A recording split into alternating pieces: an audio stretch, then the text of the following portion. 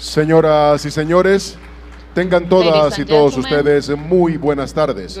Sean bienvenidos al Palacio de Miraflores en Caracas, Venezuela, a la 23ª Cumbre de Jefes de Estado y de Gobierno de la Alianza Bolivariana para los Pueblos de Nuestra América, Tratado de Comercio de los Pueblos, ALBA-TCP. A continuación, palabras del ciudadano Nicolás Maduro Moros, presidente constitucional de la República Bolivariana de Venezuela. Bueno, no había una mejor forma de recibirlo. Well, there is no better way to welcome you, de América Latina y el Caribe, brothers and sisters from Latin America and the Caribbean, with the golpe larense, the music from the western part of our country. It's a fusion of the original rhythms of the indigenous populations, of our grandparents who came from Africa. It is the deep rhythm of the Lara states. Applauses for the orchestra of Latin American instruments, Teresa Carreño, director, Israel Lirón, Jesus Bosque, with the theme Latin American fusion. Thank you very much for filling us with that beautiful spirit of our culture, our identity, our songs. Our songs, that is a proclamation, and our voice. The voice and the rhythm of the people who integrate our Latin America and the Caribbean. Welcome, presidents, prime ministers, heads of delegation here, President of Cuba, Miguel Diaz-Canel, President of the Plurinational State of Bolivia, Luis Arce Catacora, President and Commander Daniel Ortega Saavedra from Nicaragua, Prime Minister Roosevelt Skerrit from the Mancomunity of Dominica, Prime Minister Ralph Gonsalves from St. Vincent and the Grenadines, Prime Minister Gaston Brown from Antigua and Barbuda, Prime Minister Philip Joseph Pierre from St. Lucia, Ministers, heads of delegation of our sister Republic of Grenada, Joseph Andel, and Norgan Wilson, heads of delegation of St. Kitts and Nevis, the Republic of Honduras, which is a special guest, and the head of delegation of this country, Ambassador Scarlett Romero Cantarero. All of you, welcome. And also comrades, presidents, prime ministers, and heads of delegations. We have someone that is very special present here.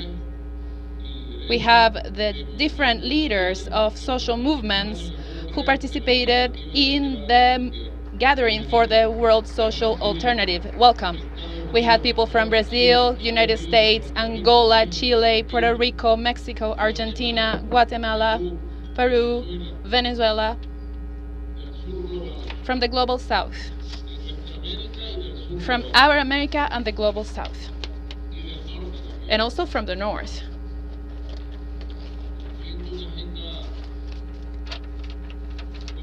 They are fulfilling a wonderful agenda here.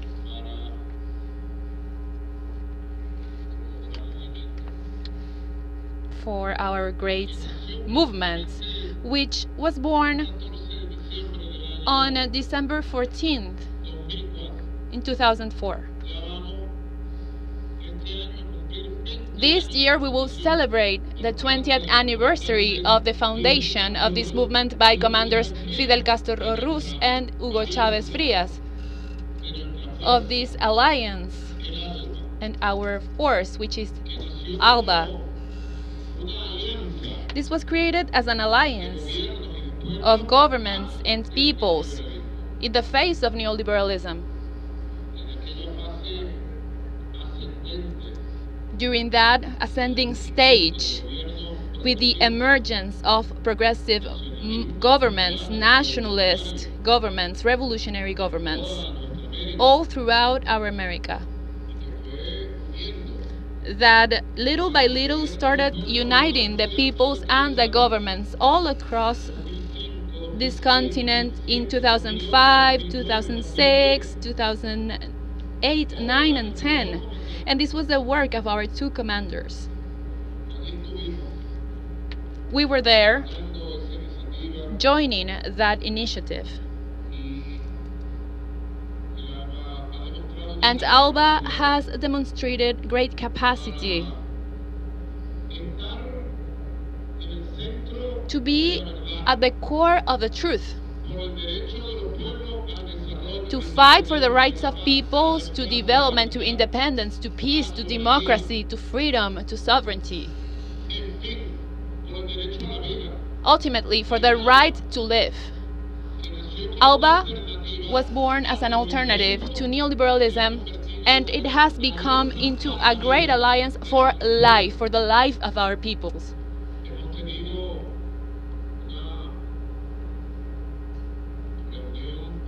We had a private meeting.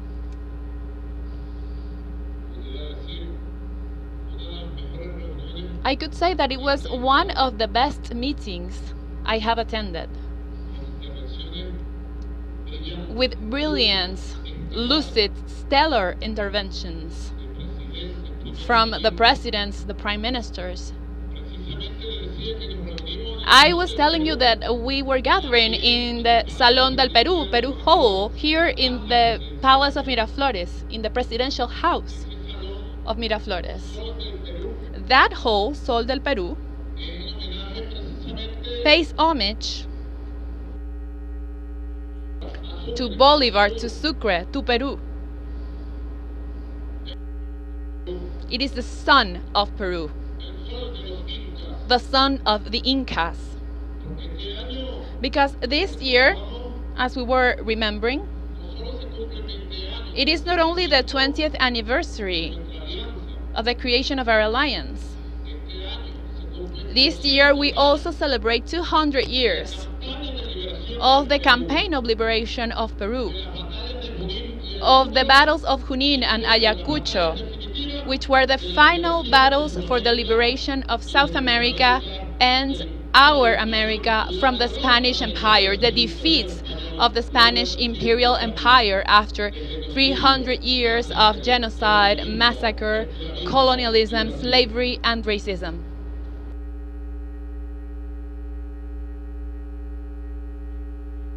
"200 years.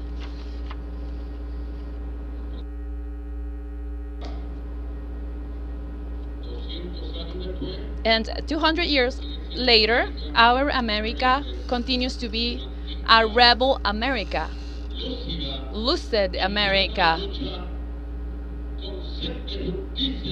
willing to strive for independence and justice, and ready to conquer its new paths of happiness, prosperity, and progress as a region of peace, as an independent and sovereign region. Independent and sovereign. Today, more than ever, we are independent in the political arena, in the cultural arena. We have reviewed our agenda, and we have received the proposal of our Secretary General, Jorge Arce. He was recently appointed as Executive Secretary of the Bolivarian Alliance of our Peoples of our America. The team from the Executive Secretariat has done an extraordinary work for consultation, dialogue, discussion, direct communication, country to country, president to president, prime minister to prime minister, of all the foreign ministry offices, in order to establish this agenda that has been updated to the times that we are living. And an agenda that will enable us to work together, governments, countries, and peoples from ALBA, to a superior objective in all the fields of geopolitics, of economy, finances, healthcare, education, culture, telecommunications, food production, industrial development, with a unitary vision to go from the integration only vision, which of course is important, and we were talking about this in the private meeting, the vision of integration of our countries based upon concrete projects, to go from that to a superior vision, which is the original vision of our liberators and the women liberators as well, the vision to build our unity in the region, the unity of our peoples. A few days ago we were discussing this, comrades presidents, because in the stellar moments of ALBA and Petrocaribe, we were able to take a historical step after 200 years to found CELAC, the community of Latin American and Caribbean states. And here we have several of the founders of CELAC. We have Revolutionary Commander Daniel Ortega, President of Nicaragua, founder of CELAC. I have good memories of the Mexican summits,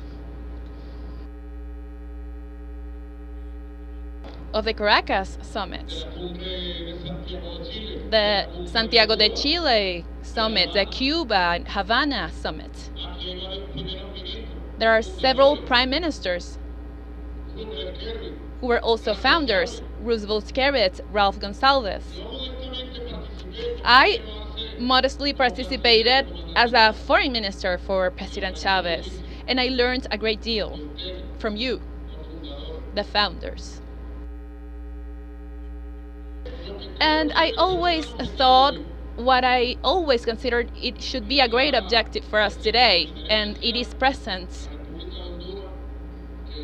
We have the presence of the Republic of Honduras that today is at the presidency of CELAC, to move forward to strengthen the community of Latin American and Caribbean states. This should be our great objective in the short and long term. But we have to think about the dream of the liberators, so that someday we can be able to have the strength, the capacity, the willpower, and the political independence to be able to go from a powerful community of Latin American and Caribbean states to a great confederation of peoples, of states, and governments of Latin America and the Caribbean.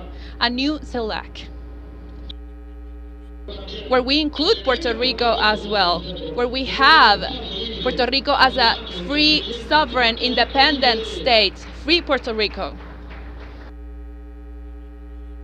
We should never forget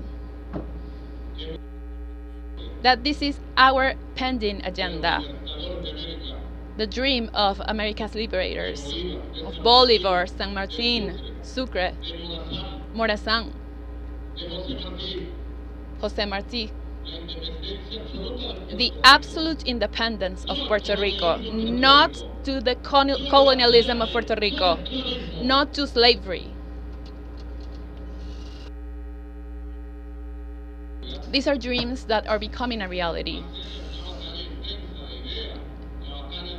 When we're using the battle of ideas, the cultural battle, with the battle of the peoples, without people,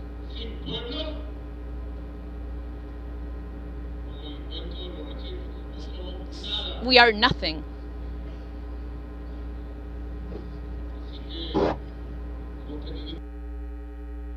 So we were discussing this in the private meeting, and we received something wonderful. Dear comrades, prime ministers, presidents, heads of delegation, and grassroots movements. ALBA needs to include the governments, the countries, and the social movements taking to the streets, mobilizing themselves with the banners of struggle. So we have received an extraordinary proposal with 7 action lines, which we have called the Agenda ALBA 2030. The great goals in the short term, in the medium term, by 2030 or beyond. This is a very complete agenda. We have already moved forward in the debate of some of the components of the agenda. This is a startup document of the Agenda 2030 to be reviewed and hopefully approved as the guidelines, as a roadmap for action of our governments, countries, and peoples. This agenda has 7 main elements. First of all, the creation of an agency of cooperation and development, ALBA-TCP, to have a multilateral and world offensive to capture resources around the world that will be used for projects of integral development of our peoples. This is a new initiative, and I am sure that if we approve this, we will be successful. Secondly, to study and approve the plan that has been created to relaunch Petrocaribe in its new stage. After the bombardment of missiles, of sanctions from the United States that wanted to destroy Petrocaribe, it shut it down, but it was not destroyed. Petrocaribe is recovering itself. We will relaunch Petrocaribe, and it will come back. It will come back. Thirdly, the approval of the ALBA food program to insist upon the topic of self-sufficiency in the production of food in our countries. The issue of organic seeds, sufficient organic seeds to plant and to sow our lands, joint plants. The issue of fertilizers, non-polluting fertilizers that will not poison the land or human beings. The topic of machinery, agricultural machinery, the topic of scientific and technical applications to improve productive capacity in our peoples.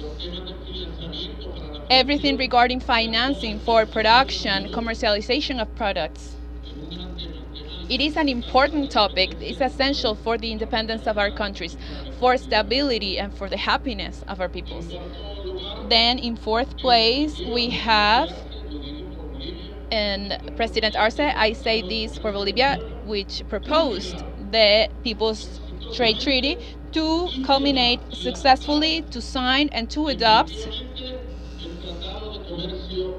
the People's Trade Treaty in order to establish the ALBA countries as an area of free trade and economic complementarity. Of course, respecting each other's asymmetries, respecting each other's level of development, as only ALBA can determine. Diaz-Canel was saying this, the president of Cuba. Only ALBA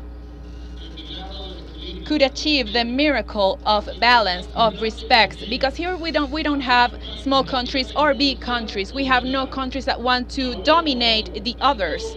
Here, everyone is equal. In ALBA, we are brothers and sisters. We are equal. And in this regard, we can develop a new ethic for the development of trade, investments, and economy, a new ethic. And to show that this new ethic has a practical application and successful results. In the first place, we need a special program, a scientific development program, including culture and communication, and also an academic program. And of course, they are proposing an idea that seems wonderful for the integration of knowledge, science, and technology. After achieving the miracle with the method of Yes, I Can, of literacy in the ALBA region, and many other educational miracles. And it would be the creation of the University of the Bolivarian Alliance of the Peoples of Our America. the University for the Peoples of ALBA. And this is a very motivational project, strengthening project. In the 6th place, we have the relaunch of the ALBA Health Program, with everything that it implies, to train doctors, nurses, and to provide services, healthcare services for our people in the different neighborhoods and communities. And in the 7th place, we have to move forward in the creation of an ALBA agency for the mitigation of the environmental impact of climate change, of the climate emergency that we already are suffering. Many of the prime ministers were stunned due to the heat of Caracas, the high temperatures that we have. This afternoon we have 34 degrees C in the shadow. Never before in Caracas. Dear Commander Daniel, at least 5 degrees. We have at least 5 degrees more. It has been proven in all the cities and towns of Venezuela, and I am sure that this is happening all throughout the region. It is not only about climate change, which is a product of voracious capitalism and the model of destructive developments. It is a climate emergency, as it was warned by the prophet in 1992 in Rio de Janeiro, Fidel Castro Ruz. Then 2009 in Copenhagen, Hugo Chavez Frias also warned about this. So this agenda 2030, ALBA 2030, is an integrating and unitary agenda, motivational agenda. Today the world is moving for a great civilizational change. There is a change in geopolitics. There is a shift in human civilization. They go together. One influences the other. The shift in geopolitics is the shift in global power.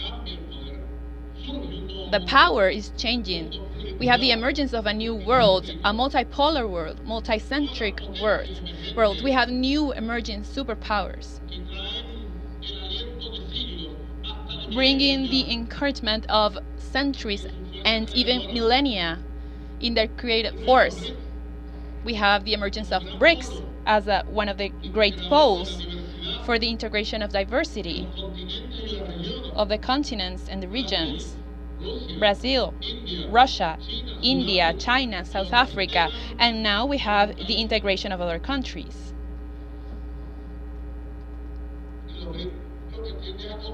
And BRICS can only get stronger, can only consolidate in their quality and quantity as well. It already gathers a huge amount of population, almost 4% of GDP, and the most powerful commercial, with the most commercial power and financial power in the world. There is an accelerated movement in geopolitics around the world. And we also have great threats, but we also have a civilizational shift in the consciousness of the world. We have the emergence of new values in a world that is being created of a new international order, and ALBA is already connected to that new world, to that new power, and to the new civilization. I have no doubts. In fact, I believe that ALBA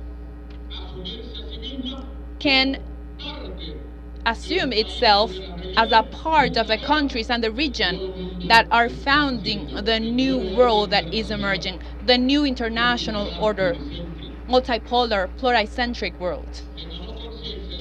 We need to be aware of where we are, who we are, where we come from, and the strength that we are gathering here with the peoples. 100 years ago, fascism emerged, as well as Nazism. 100 years later, it reemerges from capitalism and from the positions of the far right. We have neo-fascism, neo-Nazism once again. 100 years later, we would have to study these executive secretary and dear comrades, presidents and prime ministers and heads of delegations, social movements. We would have to study this phenomenon. João Petro, Manolo de los Santos, dear comrades. We would have to study the phenomenon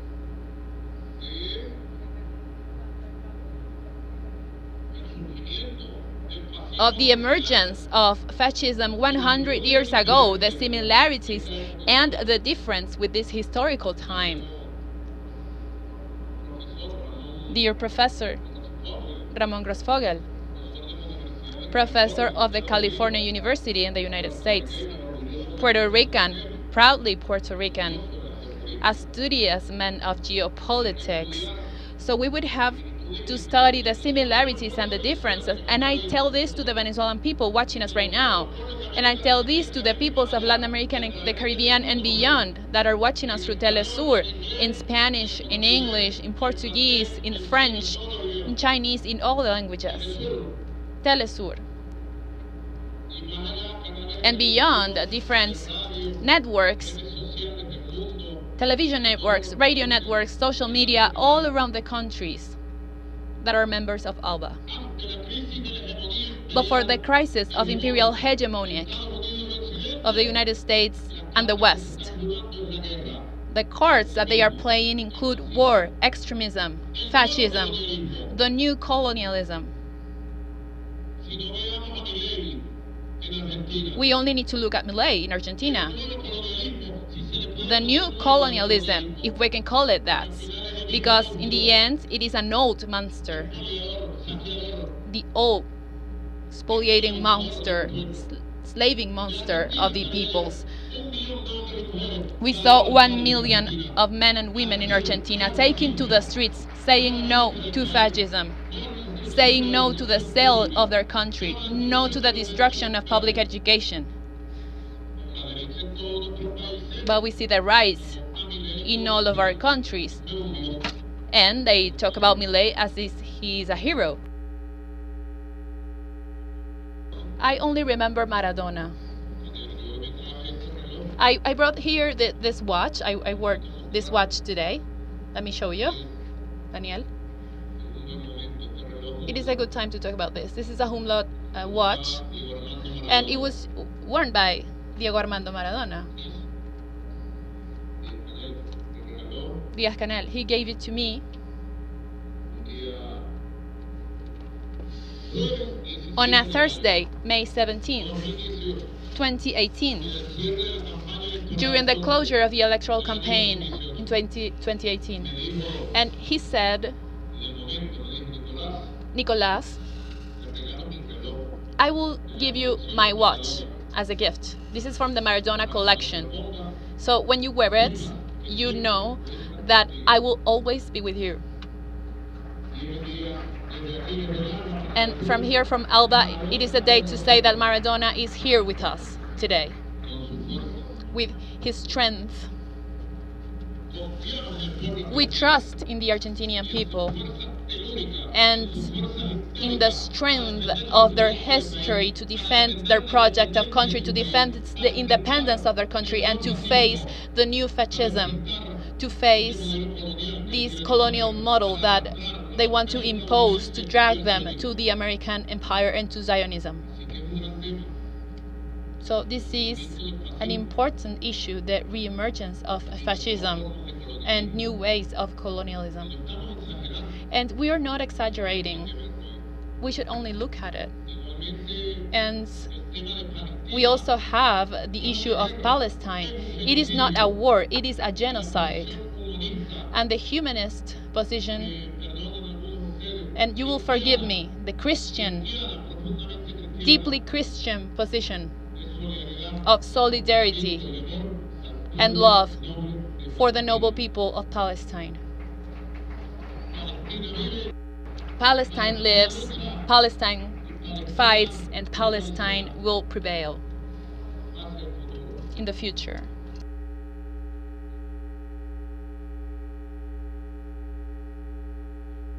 We have other great issues such as Haiti and the need to build a model from ALBA to accompany Haiti, to support Haiti in the rescue of their democracy, in the construction of internal peace and stability.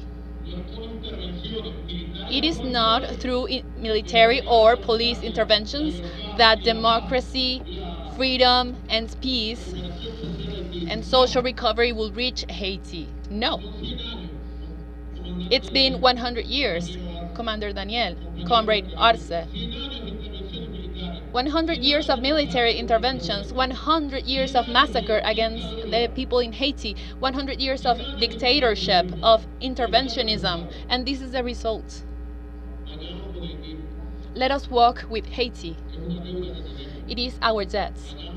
Let us walk with Haiti to rebuild peace, coexistence, and the integral recovery of our sister Republic of Haiti.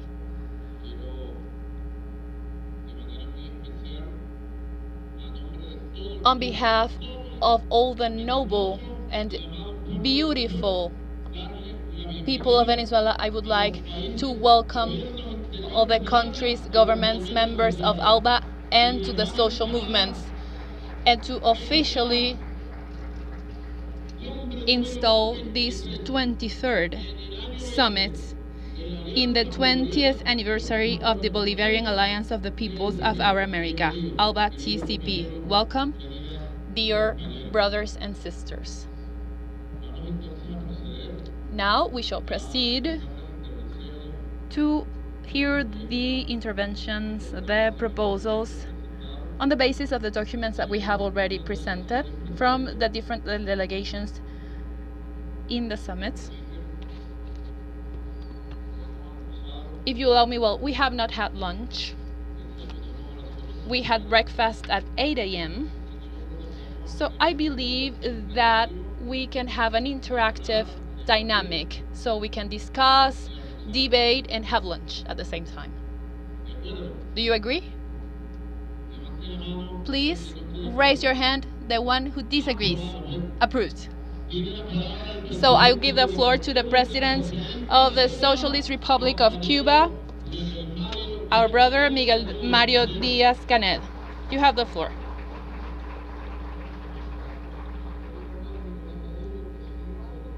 Dear Nicolás Maduro, President of the Bolivarian Republic of Venezuela and host of this timely summit of ALBA-TCP, dear brothers Commander Daniel Ortega and Presidents Luis Alberto Arce, dear brothers Prime Ministers Skerrit, Gaston, Philip, representatives of the family of the Bolivarian Alliance of the Peoples of Our America and People's Trade Treaty, Jorge Reaza, Executive Secretary of ALBA-TCP.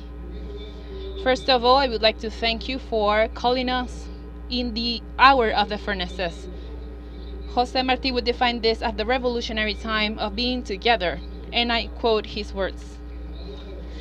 In the hour of prevention and organization, of broad judgment and cordial action, all of those who have a heart that beats and a mind to see and hands to execute, without judgment and without exclusion, and without forgetting what is true and what is fair, and without tenacious dislikes. It is a time of the furnaces in which we should only look at the lights, and precisely ALBA is providing light. And I call Martí in this land of liberators because no one brought us closer and better to Bolivar and to the ideal of integration, which finally transcended from dream to reality of our America, when two deeply Bolivarian and Martian leaders, such as Commander Chavez and Fidel Castro, founded this alternative to the trade of neoliberals, this alliance of dreams that has done so much in such a short time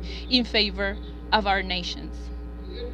Fidel, so precise and just in his words, defined Chavez as the best friend of the Cuban people all throughout its history.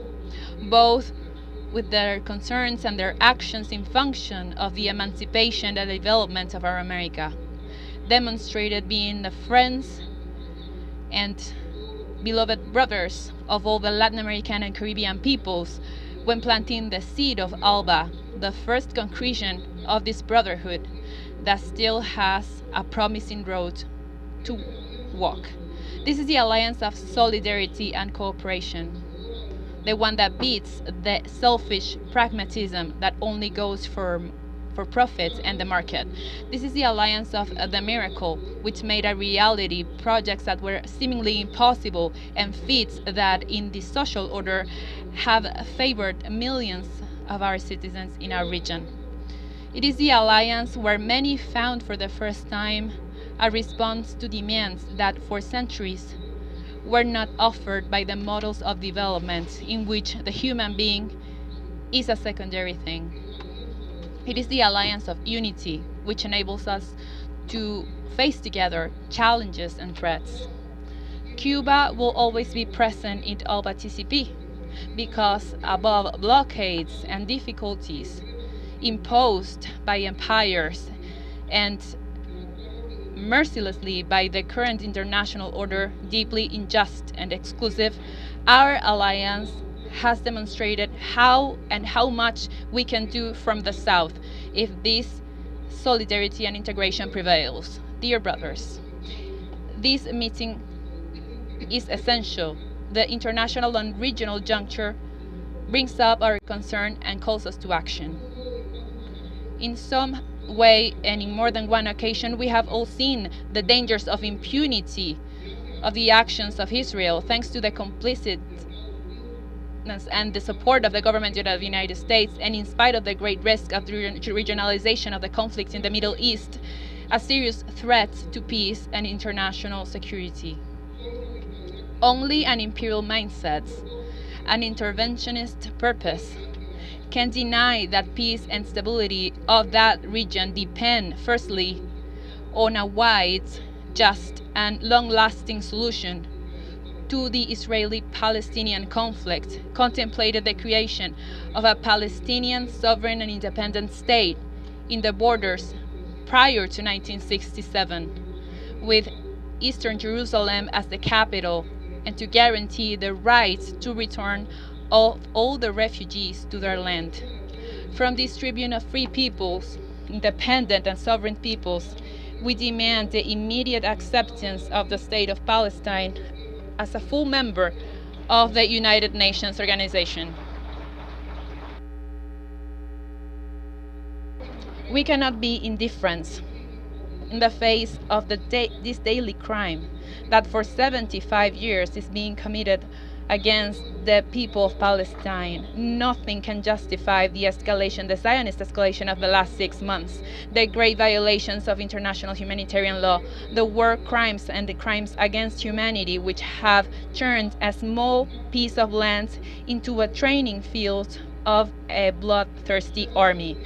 The Security Council of the United Nations must fulfill its mandate and put an end to the impunity of Israel, the occupying superpower, before the questionable credibility of its resolutions, harassed by imperial veto, ends up by disappearing among the rubble of Gaza. In 2014, in the face of such great facts, the commander-in-chief of the Cuban Revolution, Fidel Castro Ruz, wrote the following, and I quote, "The genocide of the Nazis against the Jews sowed the hatred of all the peoples on the earth. Why does the government of that country believe that the world will be insensitive to this macabre genocide that is being committed against the Palestinian people? Do they expect us to ignore everything that has been supported by the American empire in this shameful massacre?" These words seem to be written for today. That is why I insist that all the peoples of the world should make our own the Palestinian cause. Brothers and sisters from ALBA-TCP, the Monroe Doctrine, 2 centuries after it was proclaimed, still threatens the destiny of our America.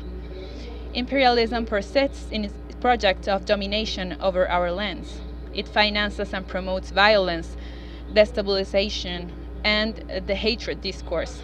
It attacks the forces of and progressive forces and aims to erase the history of struggle and resistance of our peoples.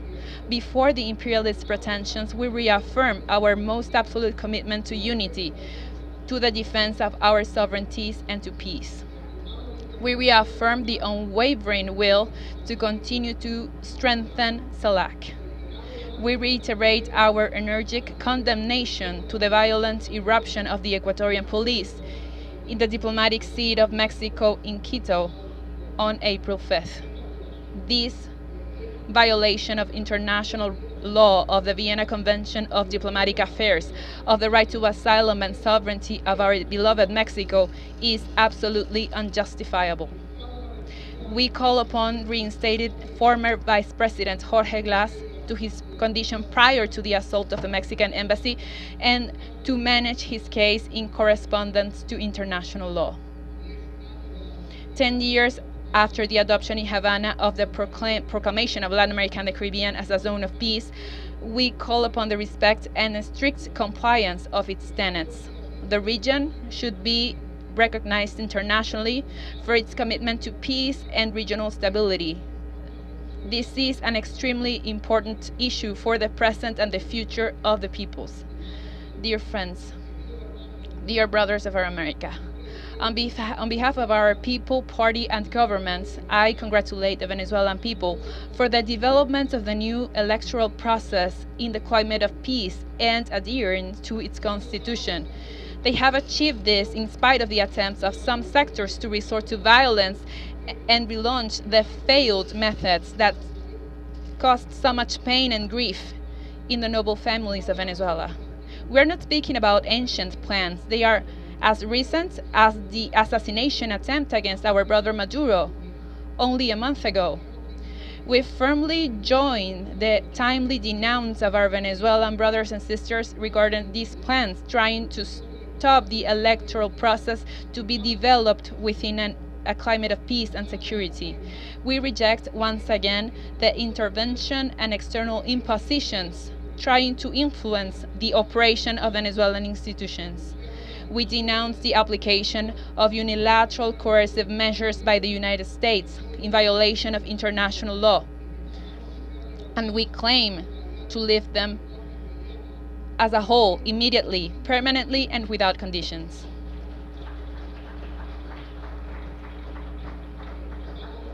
We express our recognition and our solidarity to our brothers and sisters from Nicaragua resisting the media harassment and the intervention attempts of the empire and its allies to break the constitutional order. To the plurinational state of Bolivia, we extend our support and solidarity in the defense of its sovereignty over their natural resources and in the face of destabilization attempts. Our sister Republic of Haiti is facing a new and very grave crisis. The international community has a great debt to these people, which was submitted to terrible punishment by imperial superpowers and has been forced to pay unjustly a high price for being the protagonist of the first revolution of their continents. Haiti needs assistance and cooperation for developments that are true, sufficient, and effective. There is an illegal traffic of weapons and ammunition to Haiti coming from the United States that must be stopped. The Haitian people has the right to find a peaceful, sustainable, and long-lasting solution to the challenges that it is facing based upon the full respect to its self-determination, sovereignty, and independence. Cuba has offered fraternal and disinterested cooperation for Haiti in areas that are very important for its people. Even in the current circumstances, we maintain a medical brigade that provides services to those who need it. We have proposed through CELAC the creation of an international fund of solidarity for the recovery of Haiti, which will be fed from the contributions of the international community to attend the priorities of the Haitian people. International banking institutions should channel their contributions for this fund. The debt with Haiti must be forgiven. We also endorse the fair demands of reparation and compensation for the damages caused by slavery and colonialism of our Caribbean brothers and sisters who need and deserve a fair, special, and differentiated treatment. We support the right to the independence of the Puerto Rican people, and we express our solidarity with the people of Argentina. The Caribbean will always find in ALBA-TCP an ally in the defense of its interests and claims. We thank for the firm support of this alliance to the struggle for the end of this blockade against the people of Cuba, which has worsened extremely in the past few years. We also appreciate the valuable support to the legitimate demand for excluding Cuba from the arbitrary list of states supposedly sponsoring terrorism. Our struggle will continue year after year until the government of the United States lifts this cruel, immoral, and unjustifiable policy. The Cuban people deserves to live in peace and in equality of conditions, to demonstrate everything we will be capable of progressing and building in socialism. Dear brothers and sisters, as we move forward in 2024, we still maintain and we see the growth in the threats and challenges for the Cuban Revolution. But 65 years of resistance and heroic creation are not in vain.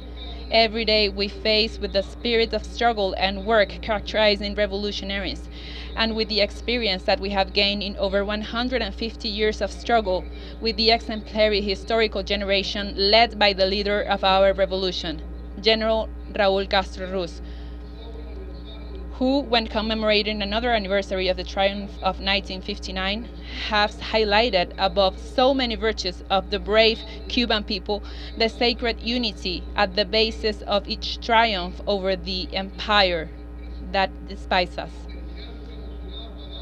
When concluding his words that day, Raúl conveyed a synthesis of the lessons learned from the years of revolutionary combat along with Fidel. And he talked about the decisive importance of unity, to not lose our serenity and our trust in the triumph, as unsalvageable as the obstacles may seem, or the great dangers seem. We need to extract our strength until we turn it into a victory. Today, brothers of the Bolivarian Alliance, I tell you that 2024 will be a year of triumphs and results, of unity and progress. We will not give up to our dreams. We will not betray the legacy of heroes, life or death of our America. We move closer to the 20th anniversary of the foundation of this emancipating and unitary alliance, fostered successfully by two great, unforgettable, and eternal leaders of our America, Commander Hugo Chavez Frias and Commander-in-Chief Fidel Castro Ruz. We do it with the renewed commitment of continuing working in its consolidation and in the preservation of its humanist and social essence. We do it inspired in the example given every day by the General Raúl Castro. Our commitment to integration and unity is unchangeable, and from now on, also with the Agenda 2030, we will continue to work tirelessly for an ALBA of victories, an ALBA of peace and unity, an ALBA of solidarity and cooperation. You can always count on the modest but determined contribution of Cuba. Let us make a reality the dreams of the founder of this alliance. In the union, we will find our strength. Until victory forever. Together, we are invincible. Thank you very much.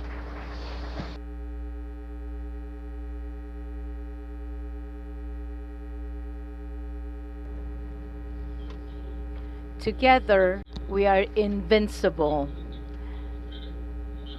Men and women, especially with women, we will be invincible.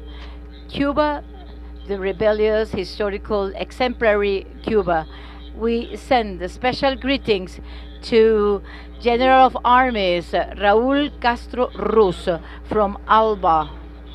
Big hand, admiration, recognition, tribute to him, and to the sisterly nation of Cuba, resisting creatively the aggravation of the most criminal harassment, of the most criminal aggression ever known over the last millennia. However, Cuba is standing, resisting, and we are going together to improve together, united. Now, I will give the floor to President Luis Arce Catacora, President of the plurinational state of Bolivia. Welcome, comrade. Thank you very much. Good afternoon to all of you. I'd like to greet Brother Nicolás Maduro Moros, President of the Bolivarian Republic of Venezuela. Greetings to Miguel Diaz-Canel, President of the Sister Nation of Cuba. To Daniel Ortega Saavedra, President of the Republic of Nicaragua.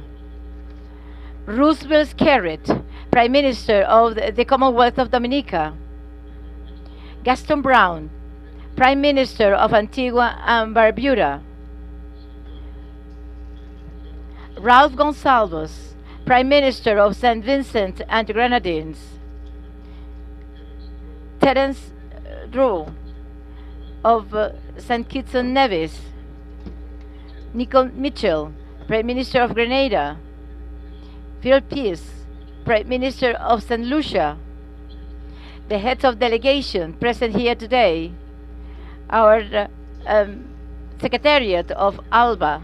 I would like to convey to all of you present here today, first of all, cordial greetings on behalf of the Bolivian people, of its social organizations and our government, that I am so honored to preside. Today we are meeting at the crucial point of history marked by global challenges without precedent, with serious threats to global peace. There is political uncertainties exacerbated by the effects of COVID-19 because of the consequences of the multilateral crisis and multidimensional crisis of capitalism and power in the continent. Because of their plans of destabilization, and they will be an exit to reestablish their unavoidable decline in the world community. For this reason, months from celebrating the 20th anniversary of ALBA-TCP, we are facing a unique opportunity to reaffirm our commitment to the foundational principles to promote Latin Americanism through social, economic, political, and cultural developments of our region.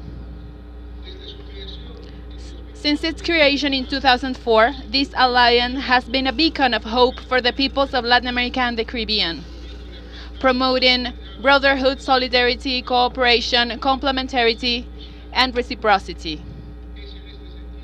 In this regard, I would like to continue with my intervention in this 23rd Summit of Heads of State and Government of ALBA-TCP by invoking a firm and decisive action by our alliance in the face of the unacceptable genocide taking place in the Gaza Strip. As a result of the aggression of the forces of Israel against the Palestinian people, because it is the Palestinian people who, for thousands, is counting the death in a bloodbath never seen in the recent history of humanity.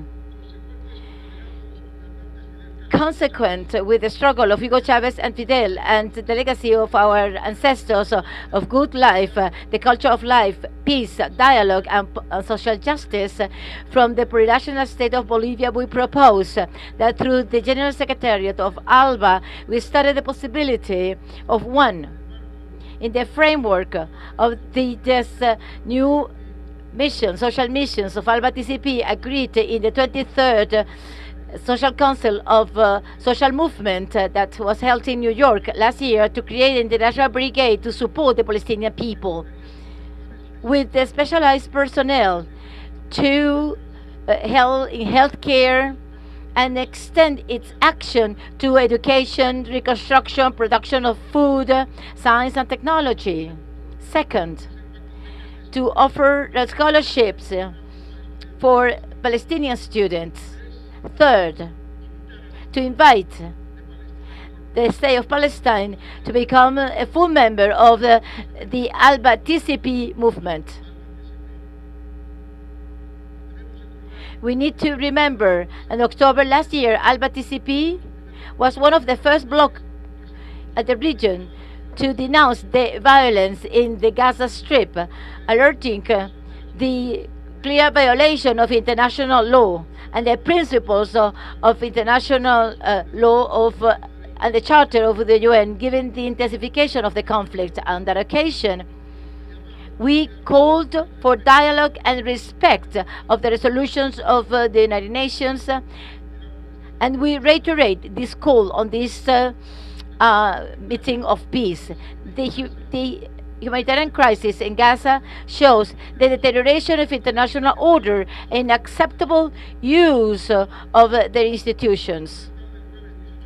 On the Thursday, 18th of April, the effort for lasting peace in Gaza and the Middle East in general were failed against because a single country that using the veto power in the Security Council prevented the approval of a resolution to recognize Palestine as a member state of the UN, which is a fundamental step towards peace and stability in the Middle East. The international community should demand that the Security Council complied with the role it was founded, and in the medium term demand its democratization. The veto power is a structure that is useless currently, where we are going towards multipolarity, and on the contrary is a hurdle to ensure peace and perpetuate the violence of Israel, who want to extend the conflict regionally. Veto is unjust and immoral, and it aggresses the rights of the Palestinian people. The Palestinian people has the right to self-determination and exercise its sovereignty. The recognition of Palestine as a full member of the UN is a crucial step towards peace and stability of the Middle East. On various occasions, in various international fora, we have insisted on the need to ratify the proclamation of our region as a region of peace. We have also proposed at the UN Assembly to extend to the world this condition. Peace and dialogue should be the premises to lead the relations between states. It is essential to work in order to have a peaceful coexistence in this planet.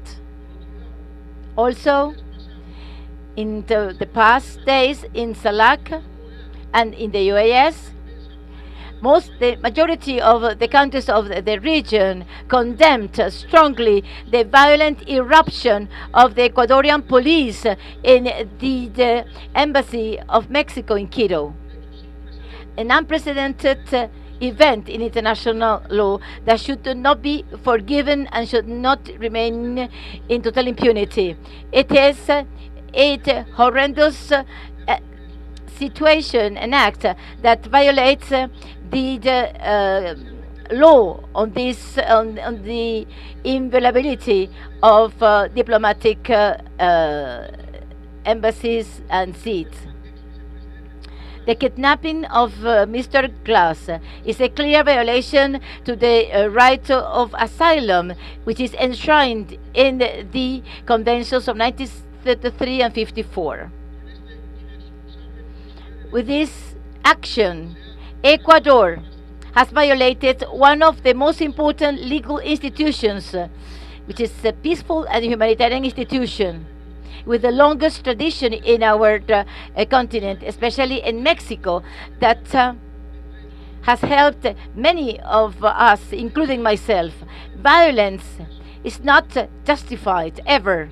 Under no circumstances we should allow that what happened to the Mexican embassy in Quito could become a precedent that could guide the relation between states. Likewise, I would like to insist our love for the Ecuadorian people, for the historical bonds of friendship united us. This condemnation is not against them, but against any action that could undermine the unity and sisterhood and brotherhood among us. On behalf of the people and government of Bolivia, I want to convey once again our total solidarity with Mexico, the Mexican people, with the brotherly President López Obrador, Alicia Bárcenas, and those who defended the Mexican embassy in Quito. Brothers and sisters, a few days ago, the threat to world peace has increased. The U.S. has approved $91 billion to support Ukraine, Israel, and Taiwan. This is a clear signal that they will try to continue with the destabilization of Eastern Europe, Middle East, and Asia, with violence as the main tool. Before resorting to dialogue, policy, and peace, they resort to war and armaments. We hope that that money and the billions of dollars invested so far in this purpose should be used to fight hunger, inequalities, poverty. Raise our voices to condemn these events in the framework of International Day of Multinationalism and Diplomacy of Peace. Reaffirm the engagement of the ALBA-TCP countries to promote peace, stability, economic stability, a sustainable development of the region and the world. The victories of the diplomacy of peace in my country, the diplomacy of peoples for life, make us feel proud. However, there are other topics that are very worrisome in our region, connected to the interference in our internal affairs, especially in Central America, and the imposition of embargoes, unilateral coercive measures against several countries of the region, among them Cuba, Venezuela, and Nicaragua.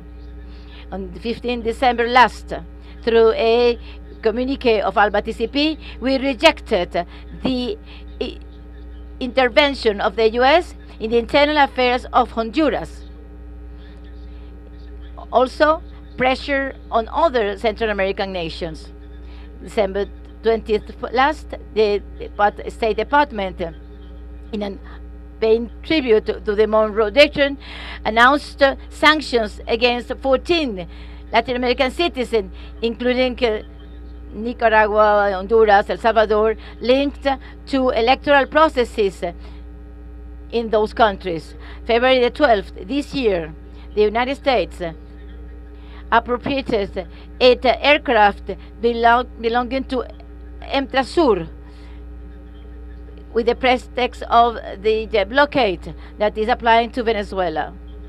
Another action similar took place recently when, in an arbitrary fashion, the U.S. administration decided to revert licenses facilitating Venezuelan operations with oil and gas. In this context, it is important to remember to Washington that 200 years ago, the peoples of Latin America and the Caribbean conquered our independence with full freedom after the emancipatory struggle, only comparable to the military campaigns of humanity.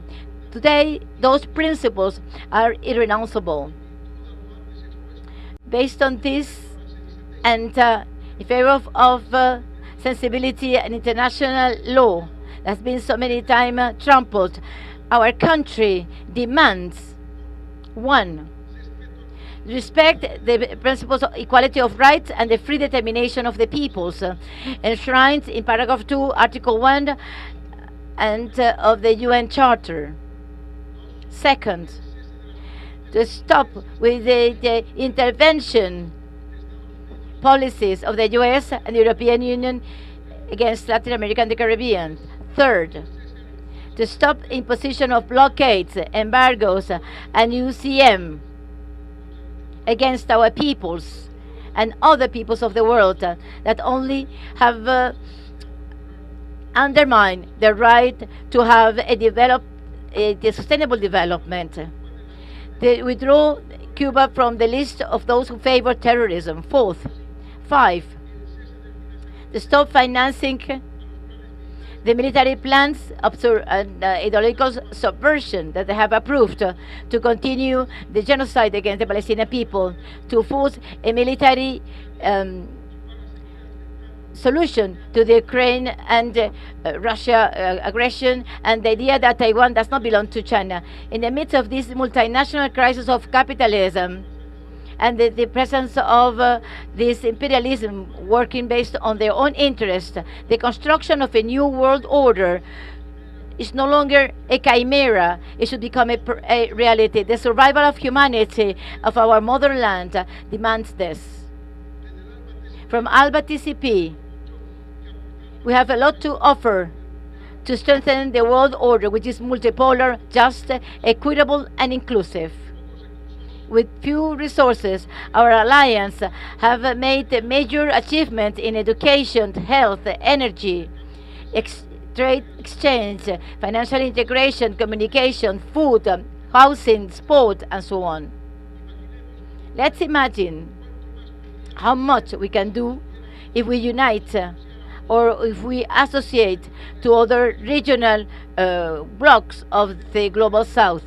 In this process of strengthening of ALBA-TCP, we need to get closer to CARICOM, African Union, to the Eurasiatic Union, and BRICS.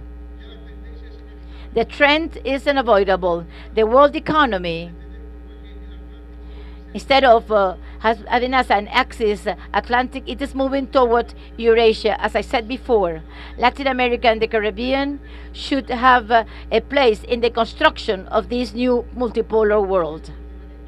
The global reordering demands a new financial architecture without positions, conditions affecting the dignity and sovereignty of the peoples.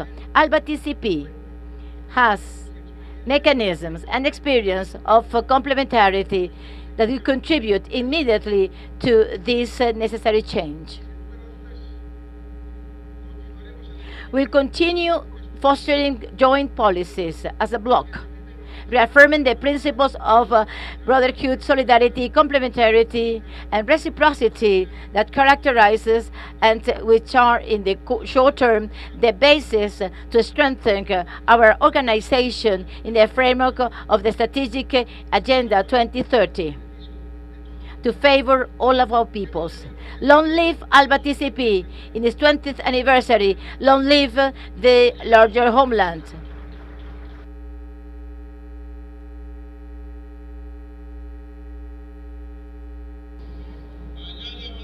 Ayaya la ALBA, Ayaya Bolivia.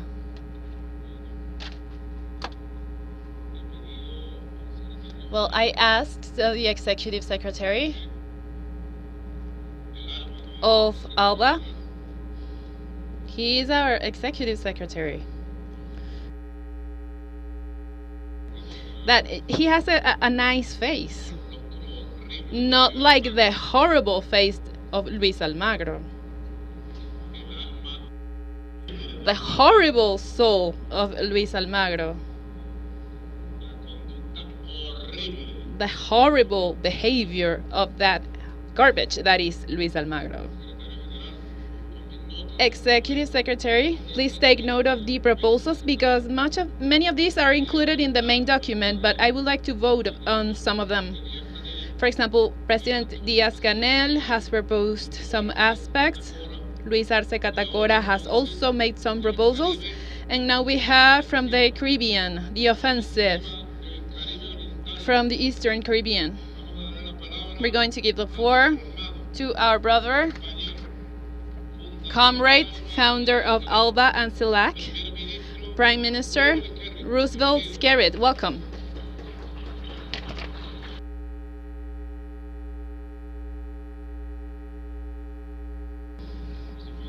Gracias, señor presidente. Trataré de ser lo más breve posible. Quisiera reconocer a la presidencia de Cuba, Nicaragua, Bolivia, mis colegas los primeros ministros, queridos amigos. Encuentro muy contento de estar aquí esta noche. Me gustaría rendir tributo a los fundadores del ALBA, el presidente Hugo Chávez y el presidente Fidel Castro.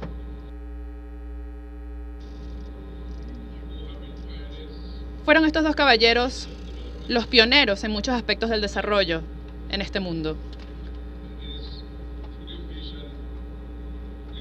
Y es gracias a su visión que se creó el ALBA, crearon asimismo Petrocaribe y eran los proponentes principales del CELAC. Y vemos que todas estas instituciones se volvieron una realidad y han sido posibles para ayudar a todos los ciudadanos, no solamente en nuestro hemisferio, sino a nivel mundial. Por lo tanto, quisiera rendir tributo a estos dos titanes del liderazgo político en nuestro mundo.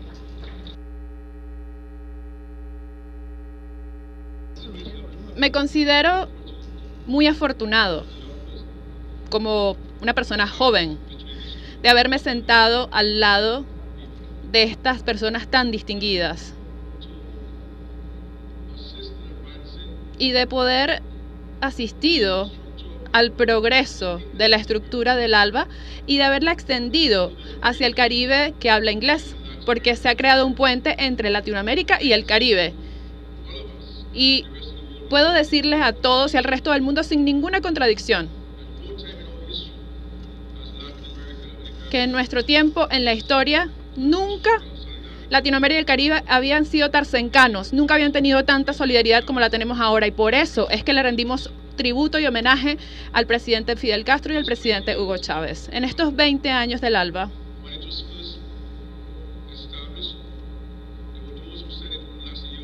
muchos dijeron que no duraría ni siquiera un año cuando se estableció. Pero aquí estamos el día de hoy, 20 años de fuerza, 20 años de solidaridad, 20 años de complementariedad entre todos nosotros, las naciones del Caribe y de Latinoamérica. Y lo más importante del ALBA es que le habla al centro, a lo más importante de la supervivencia humana, de los desafíos de la humanidad, y ha formulado soluciones a esos desafíos. No hay ninguna organización en el mundo que en un tiempo tan corto haya logrado hacer tanto por tanta gente y por tantos países, tanto como lo ha hecho ALBA-TCP.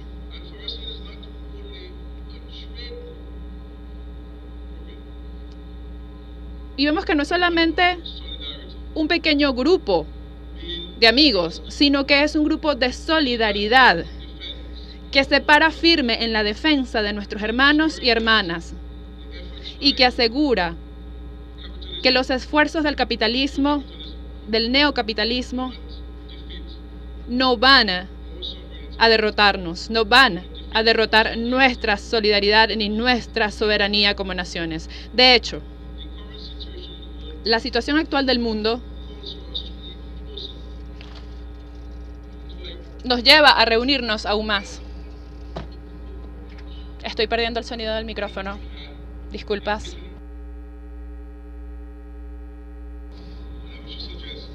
En la reunión sugerí que el día de hoy debemos progresar y que esta es una característica de la cumbre del ALBA, porque nosotros nos reunimos y discutimos de manera franca, de manera transparente, temas que le corresponden a cada uno de nuestros países. Nuestro querido amigo de Bolivia compartió con nosotros muchos aspectos importantes.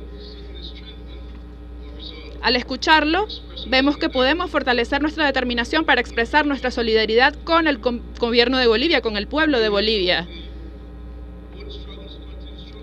Hemos escuchado las luchas de todos los países, de Nicaragua, por ejemplo, en esa reunión privada que tuvimos. Y le dije a nuestros amigos que permanecemos determinados para ayudar en la lucha en Nicaragua.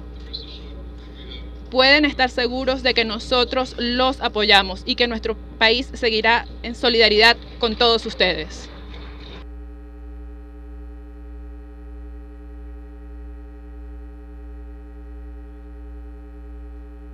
No podemos venir a este tipo de reuniones sin hablar del bloqueo contra el pueblo de Cuba. Cuba no ha hecho más que bien por el mundo, solo ha dado cosas buenas al mundo. Sin embargo, el bloqueo contra Cuba ha afectado a millones de vidas.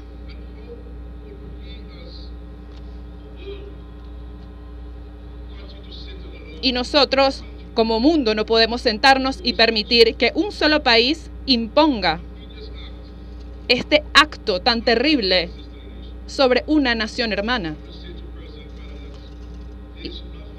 Y le dije al presidente que no hay nada que pueda evitar que podamos fortalecer y profundizar nuestra solidaridad, nuestra amistad y nuestro amor por el pueblo de Cuba y la revolución cubana.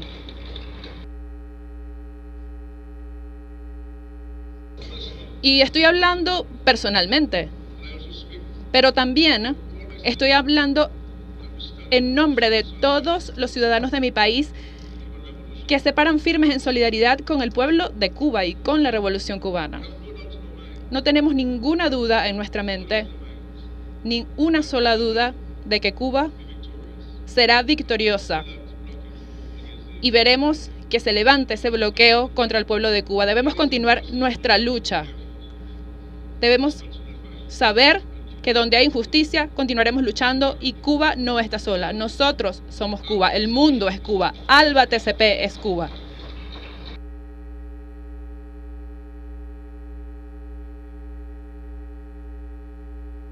Hoy estamos en Caracas, Venezuela.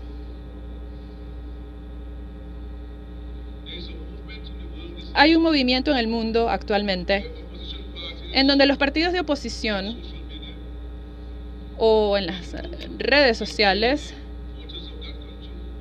quieren conectar con los votantes de su país, pero solamente están dependiendo de la influencia externa para influenciar las elecciones de ese país. En Venezuela, por supuesto, hemos visto cómo han sufrido esto. Los partidos de oposición pierden. Y en el caso de Venezuela, el Partido Socialista Unido de Venezuela obtiene la victoria y vemos que las sanciones se incrementan sobre Venezuela. Pero ¿cómo podemos aceptar esto como ciudadanos de este mundo? Esto no es un tema ideológico, es un tema de principio, de justicia, de equidad. El mundo debe seguir siendo solidario y defender al pueblo de Venezuela. ¿Por qué debemos permitir que un país imponga este sufrimiento sobre un pueblo? Y seguimos con nuestras vidas como si nada hubiera pasado, como si nada estuviera mal. No puede estar bien esto. Tener solidaridad con Venezuela, defender la democracia de Venezuela, no es decir que nos oponemos a Estados Unidos, no. Es decir que nosotros apoyamos la justicia, la equidad.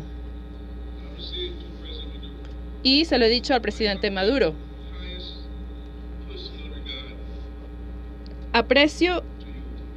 Lo aprecio muchísimo, señor presidente, y le agradezco por la manera en que usted ha conducido esta nación. Es admirable. Usted ha hecho un trabajo extraordinario al unir al pueblo de Venezuela a través de estos tiempos tan difíciles. Y sé muy bien que el presidente Hugo Chávez está complacido por la manera en que usted ha dirigido todo lo relacionado con Venezuela. Y algunas veces en esta vida tenemos a alguien que es un estudiante. Y en el momento en que dejamos este mundo, el estudiante ocupa nuestro lugar.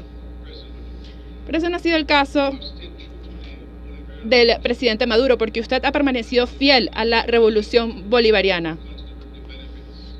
Y sabemos que el pueblo venezolano continuará cosechando los frutos de la revolución bolivariana gracias a la lucha y al espíritu de la revolución bolivariana.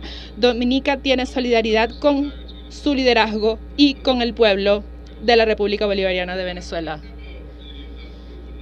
Y no crean nunca que no vamos a tener solidaridad con ustedes. Estaremos en solidaridad siempre con el pueblo de Venezuela. Queda mucho trabajo por hacer en lo que se refiere al ALBA y tenemos que crear el tiempo para hacerlo. Necesitamos el tiempo para participar en el diálogo político, en el discurso político. Tenemos que definir los desafíos presentes, así como las soluciones a esos desafíos. Pero no hay ninguna organización en realidad en este hemisferio que se enfoque y que sea tan práctica y pragmática como lo es el ALBA-TCP. ¿Quién se hubiera imaginado que íbamos a celebrar el aniversario número 20? 20 años de solidaridad, 20 años de abordar el tema de la pobreza, el tema del analfabetismo, el tema de la salud, el tema del desarrollo económico y la agricultura. Seguimos juntos en esta lucha.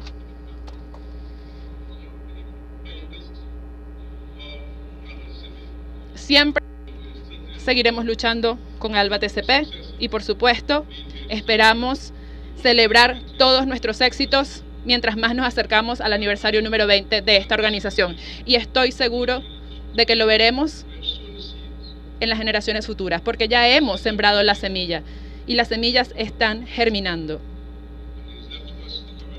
Y nos corresponde ahora a esta generación de pasar esta lucha para salvar el hemisferio del sur, para abordar todos estos temas sin comprometer nuestros principios. Porque hay gente que está en la oposición que es progresista.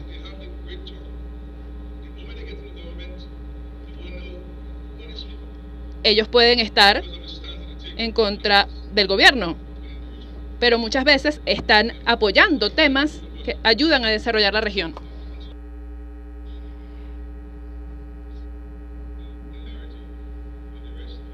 En la solidaridad con el resto de la región, Dominica se complace ser parte del ALBA.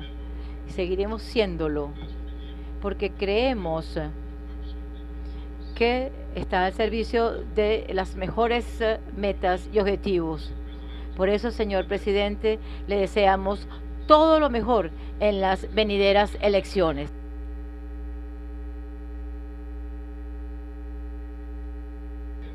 No vengo aquí a interferir en los asuntos internos de ningún país, pero desde mi perspectiva, quiero decirle que el mundo necesita hombres como Nicolás Maduro en esta posición y en este cargo. La región necesita las voces valientes y las acciones valientes de alguien como Nicolás Maduro para que continúe a la cabeza de este país. Por ende, no vamos a hacer una campaña aquí en Venezuela, pero vamos a estar muy pendientes. Esperemos que la victoria será nuestra, la victoria será para el pueblo de Venezuela, la victoria será para el PSV y usted va a continuar siendo el presidente de Venezuela. Muchísimas gracias.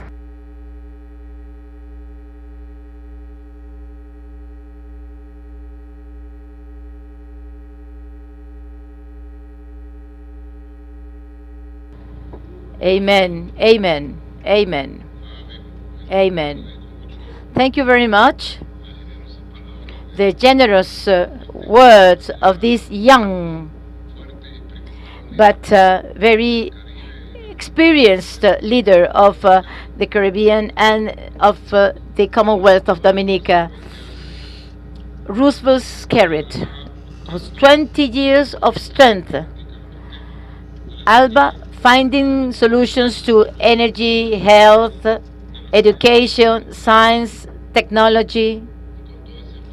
And with all that experience and the 2030 agenda, we need to articulate the ALBA 2030 with the UN 2030 agenda in order to move forward. And rest assured that the Venezuelan people will make history and will continue having victories. Now we'll give the floor to a great brother of ALBA. He is commemorating a new wedding anniversary. His wife is also commemorating his birthday. So happy birthday to our brother. And his wife is present here today.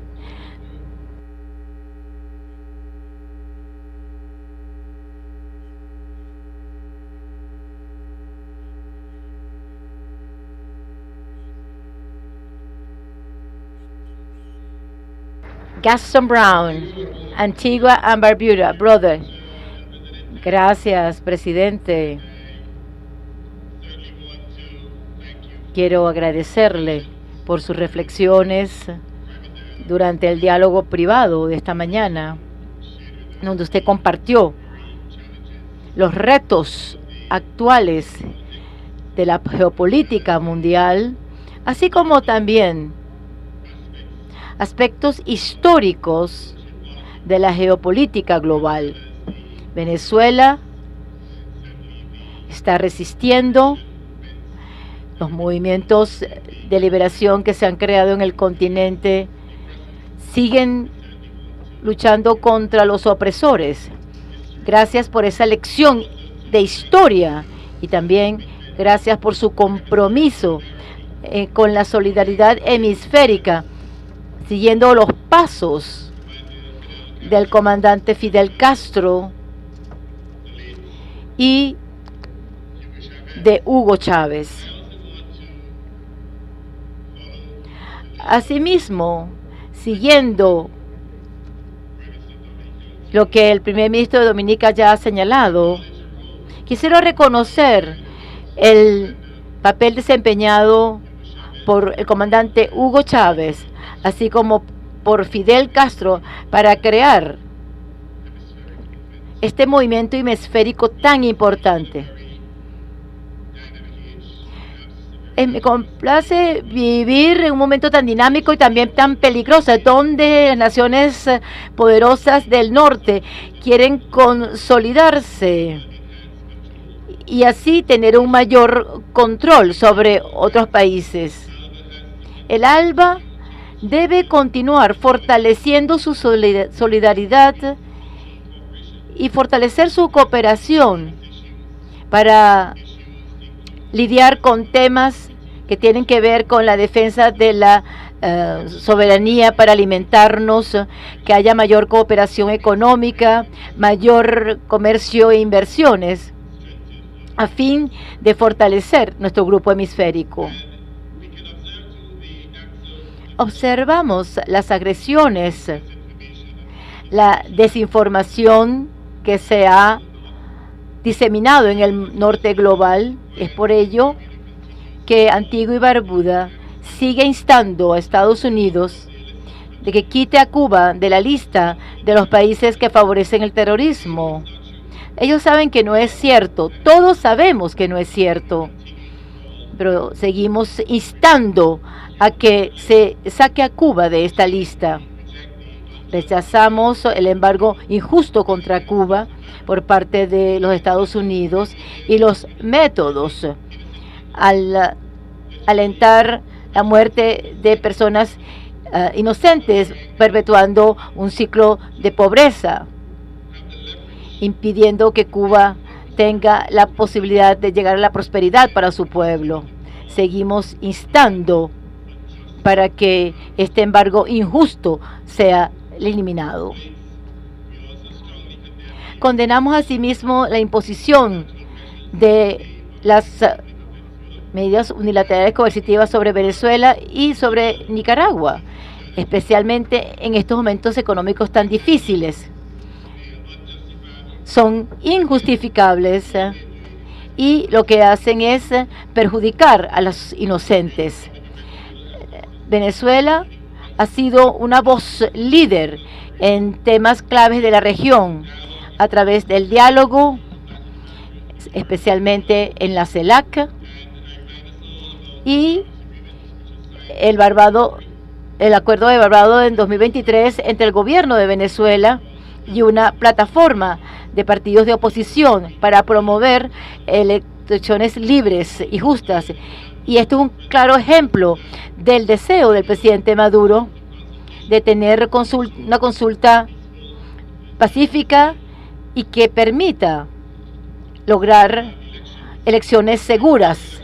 Estoy convencido de que estas elecciones del 24 de julio van a ser justas y deseo éxito a nuestros camaradas, al presidente Maduro. No tenemos duda de que su liderazgo es bueno para el pueblo de Venezuela y para el pueblo de nuestra región. Les deseamos un gran éxito, no solamente un éxito, sino un éxito que resuene en la región. En Antigua y Barbuda rechaza la injerencia en los asuntos internos de los países. Estos son principios que deben respetarse. Debemos respetar la soberanía de los estados. Y alentamos a Venezuela que continúe defendiendo su soberanía y luchar por una prosperidad resiliente de su pueblo y que esta región sea cada vez una región de paz y que resista los intentos de socavar la solidaridad que existe en la región. Debemos continuar hablando del tema de la solidaridad mundial, en la búsqueda belicosa en el mundo, en Ucrania, en Gaza, el genocidio que se produce en Gaza, como un cuerpo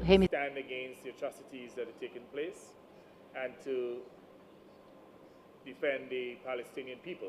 I also endorse the recommendation for Palestine to be recognized at the United Nations as a full state. My dear colleagues, we need to continue to deepen our integration, recognizing the challenges that we are faced with, and to ensure that we stand together, recognizing that from time to time, aggressive acts have been taken by members of the international community against ALBA states, the powerful nations, and it means therefore that in order not to succumb to these pressures, that we have to continue to stand in solidarity with each other. I certainly want to take this opportunity to say to all of us that Antigua and Barbuda is proud to be a member of ALBA, certainly a proud member of ALBA, and we believe that ALBA is good for the hemisphere and certainly will help us to lift our people out of poverty as we seek to achieve hemispheric peace and prosperity. Colleagues, I wish to take the opportunity also to extend a special invitation to all, especially heads, to attend the 4th International Conference of Small Island States, which will be held in Antigua and Barbuda from the 27th to the 30th of May, 2024. This will be a very important conference as Antigua and Barbuda will take the lead on assisting small island states globally in achieving the SDGs. Evidently, small island states have also had to deal with a number of challenges, especially the issue of climate change, and even the consequences of the senseless conflicts that have arisen, to include the senseless war in the Ukraine. Even the situation in Gaza has the potential of undermining our development. As you know, as small, vulnerable states, even though these conflicts are not taking place in our region, because of our vulnerabilities, we continue to suffer disproportionately. So certainly, we expect to see as many of you as possible, and heads who cannot make it. We expect you to send high-level delegates to this very important conference, and you can be assured that we will extend the type of hospitality that is befitting of our dear comrades of ALBA. So in closing, I wish to restate that as ALBA members, we must continue to work collectively and to maintain consistent dialogue. What we're doing here is very important, to have consistent dialogue to ensure that we achieve resilient prosperity for our people. The future of the Caribbean and Latin America is predicated on our ability to engage in more functional cooperation, and as I said before, let us continue to explore additional areas for functional cooperation. Our citizens need ALBA, and it is my hope to see our community become further integrated and emerge as a shining example of the integration movement from the Global South. Thank you, Mr. President, and again, I wish you, your administration, all the best in the upcoming polls, and we look forward to a resounding victory. Thank you.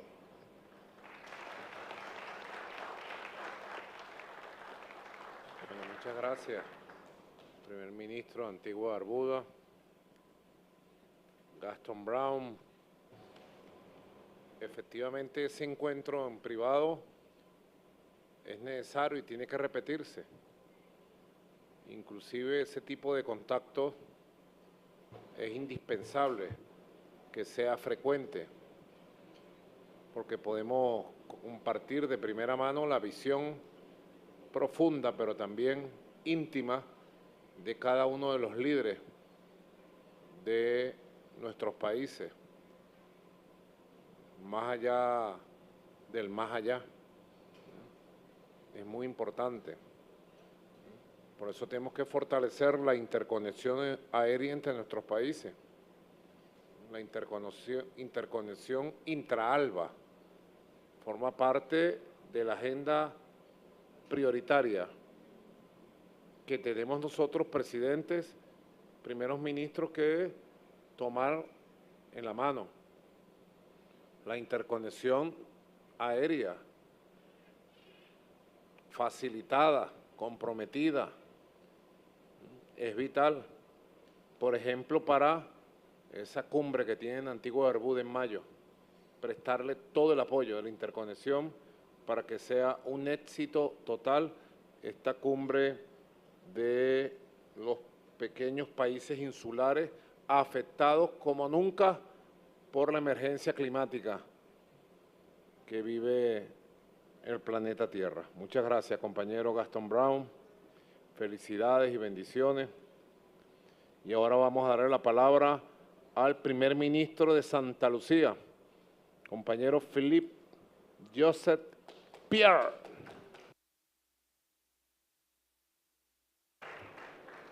Thank you very much, Mr. President. Let me recognize the presidents and prime ministers from the Caribbean and the Americas. It's budget time in St. Lucia, but I found and I thought it was important enough for me to be here because of the high regard that I have for you, Mr. President, and the high regard I have for the ALBA as a unit. It was very refreshing and inspiring to me to listen to such great leaders like Comrade Daniel Ortega, who I followed during my time at university and his struggle with the Sandinistas. I remember him, and I'm very pleased and honored to be in his company. And I salute him for his bravery and the work he's done for the people, for the freedom of the people of the world. Congratulations.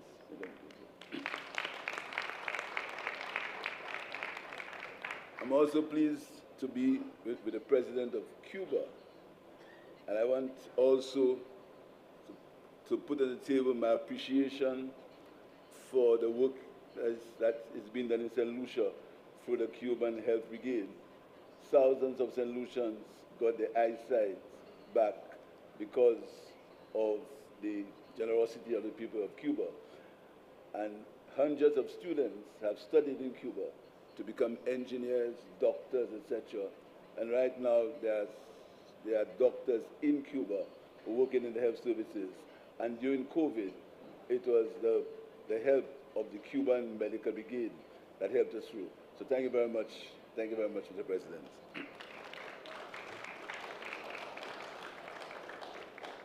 And for you, President, I wish you all the best in your elections. I know that you're a man of great vision, and I am sure that you will be victorious. And I look forward to being here for your inauguration when the time comes in August.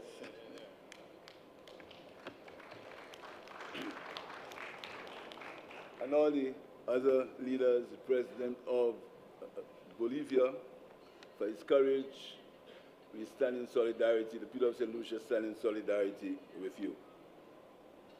St. Lucia is a small island, 238 square miles, 185,000 people, but we have always taken a position that we are friends of peace, and we believe that there should be no racism or discrimination, and all men should be able to live in peace and dignity, regardless of their political position and regardless on what they choose for their people.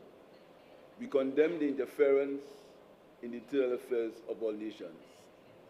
Even though we are small, we think our problems are similar. The problems of the Caribbean and the problems of the Americas or the countries are similar.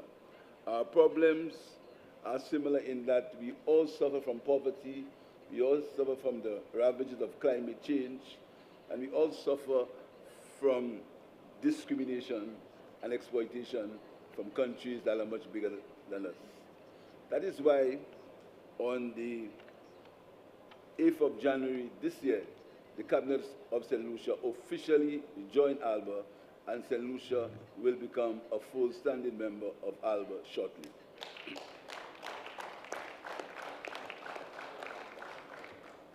Only yesterday in my parliament, I spoke and I called on the world to remove immediately the sanctions against Cuba and Venezuela. We've done so consistently at every session of the United Nations, and we will continue to do so until these sanctions are removed. We believe that the sanctions are unjust, we think they are unnecessary, and we will always call for these sanctions to be removed. As a country, we'll always do that.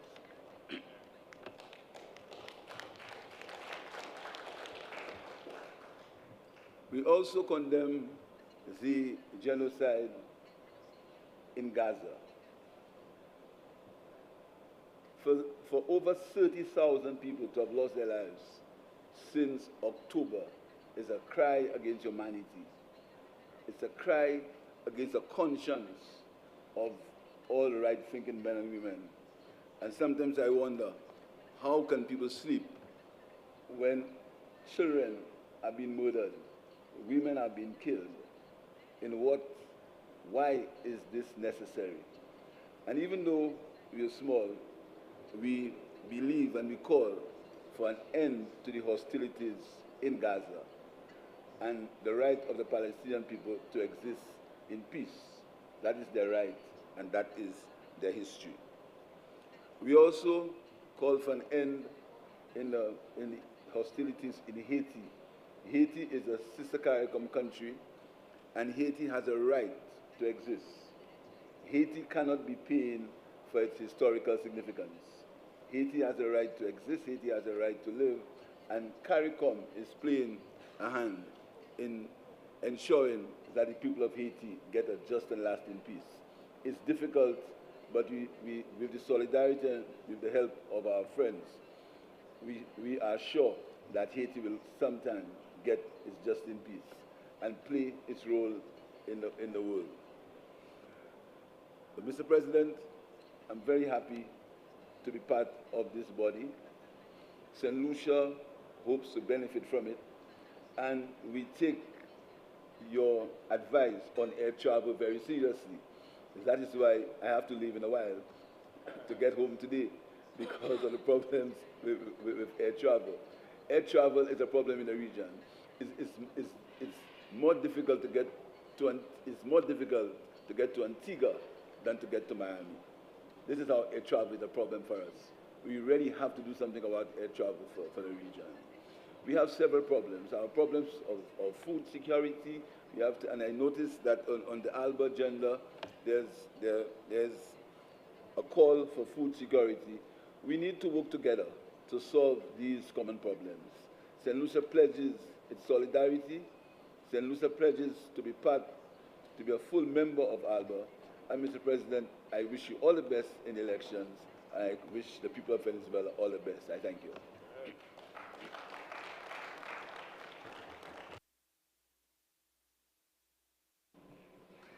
Bueno, nosotros estamos preparados.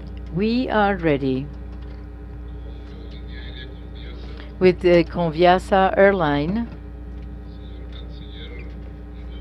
Foreign Minister Ivan Gil, Secretary General Arce, Deputy Foreign Minister Raul Lee, we need to carry out the plans for the air link, and Minister Araguayan of Transport has just informed. I'm always connected, Pierre. This phone was a gift by Xi Jinping in my last trip to China. It is a Huawei, and it's brilliant. You can work from this phone. You were talking, and I wrote to the Minister of Air Transport, Velázquez Araguayan, and he answered. And very quickly with my phone, we need to settle some logistical problems in order to have the permanent connection Caracas, Managua, Caracas, St. Vincent, Barbados, Bolivia, St. Lucia, and so on. This has to be carried out. And these routes are very profitable. There's 5 times more demand than the actual capacity of the airline. So it is good business. It is a good action, and it's good business. It makes sense. So we need to struggle to continue fostering the air link among our nations, so we can move forward in other areas. Now we'll give the floor from Central America, from the land of Benjamin Celedon, Cesar Sandino, Carlos Fonseca Amador, of Tomás Borge, commander of the Sandinist Revolution, Daniel Ortega Saavedra, president of Nicaragua. Welcome to the land of Bolivar and Chavez.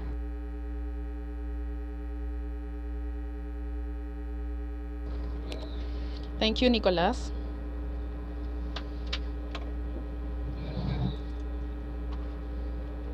Thank you to Chavez. Thank you, Fidel. Thank you to the people of Cuba. Thank you to the people of Venezuela.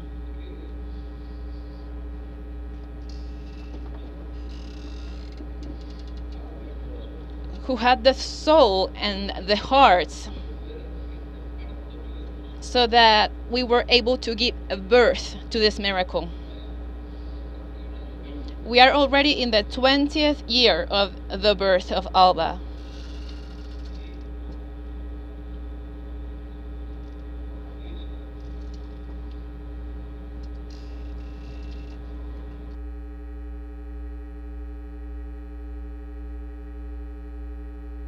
And you will, they say, for their fruits, you will know them.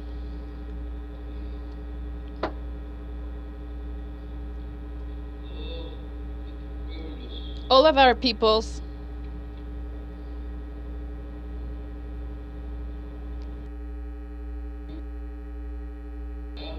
they have known and they have valued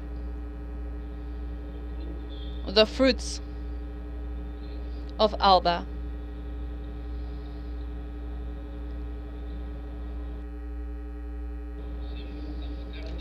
These fruits multiplied in an extraordinary manner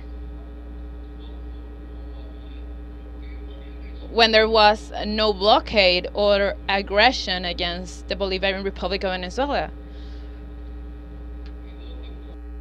And Cuba was contributing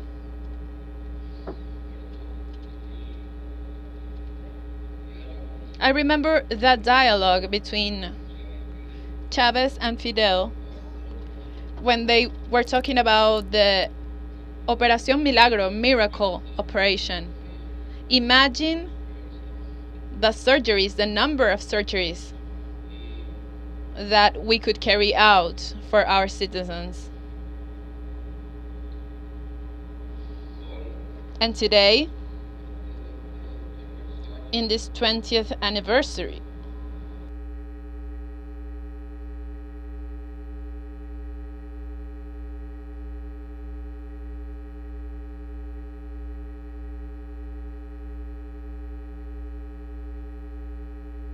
they are not with us.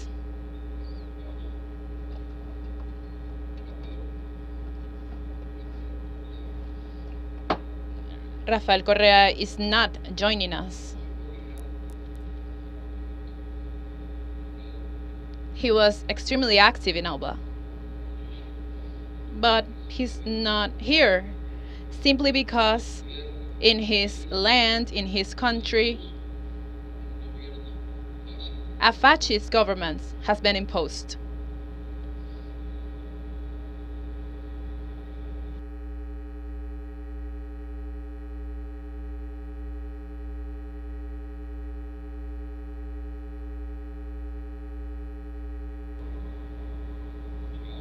And as usual, we do have the presence of Chavez through Nicolas. We also have the presence of Fidel through Diaz-Canel. Fidel and Raúl.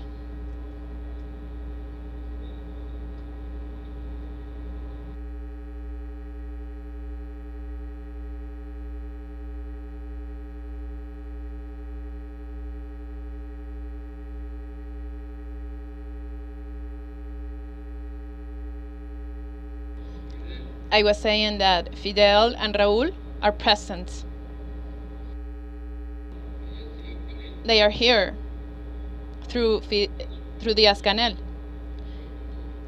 And their peoples, the people of Venezuela and the people of Cuba, are here.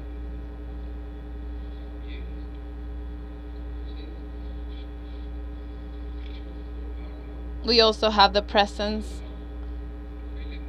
of our beloved brother, Philip Joseph Pierre, the Prime Minister of St. Lucia. Thank you. Thank you, Philip.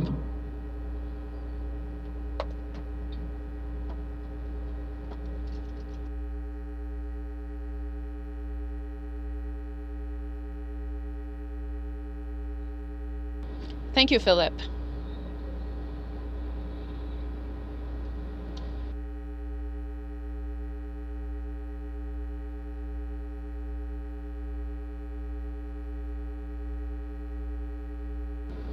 We also have the presence of our beloved brother, Prime Minister of St. Vincent and the Grenadines, Ralph Gonsalves.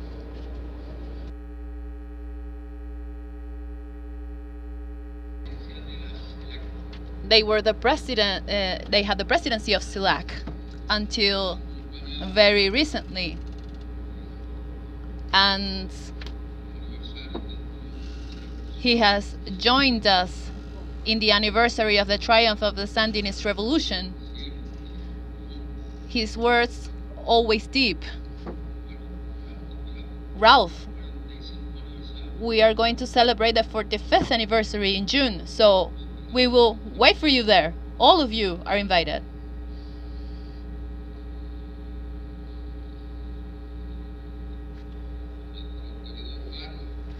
Our dear brother, Gaston Brown,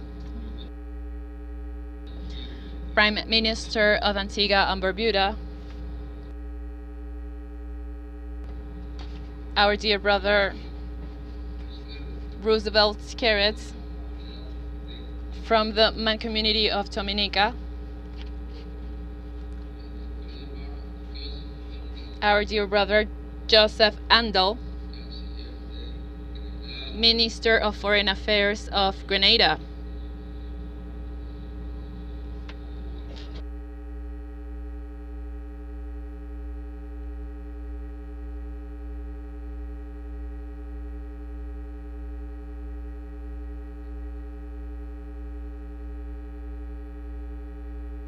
we are also joined by our dear brother, Norgan Wilson,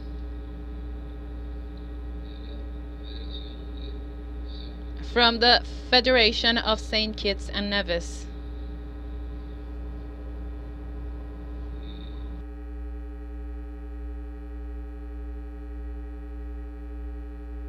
And our dear sister, Scarlett Romero.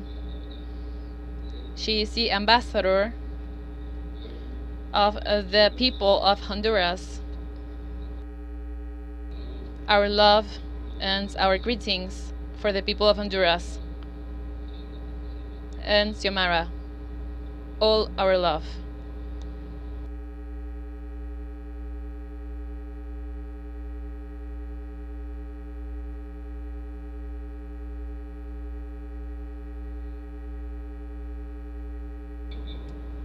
As Nicolas was saying, it is good to have a work plan, an agenda to put into practice the different initiatives. And this is the work of our dear brother, the Executive Secretary of ALBA.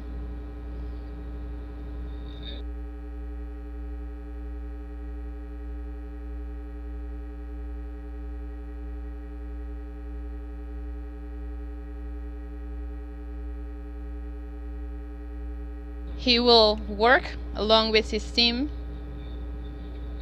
and they will prepare the agenda to move forward with the different proposals that have been presented.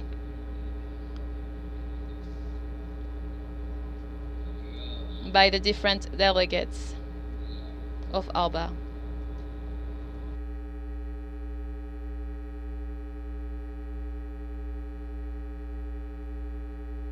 Raul Licausi. So you too, he's here. Both of them would have to organize our work plan.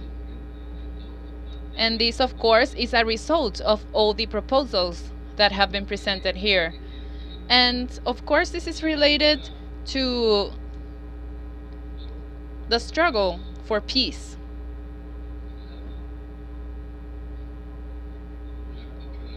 ALBA is a weapon for peace, for the unity of the Latin American and Caribbean peoples, of course, for peace. Because we are fighting a battle in which imperialists of the earth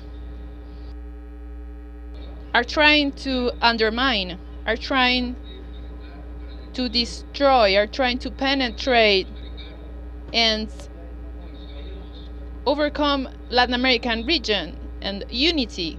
And we already knew this. But the instruments used by imperialists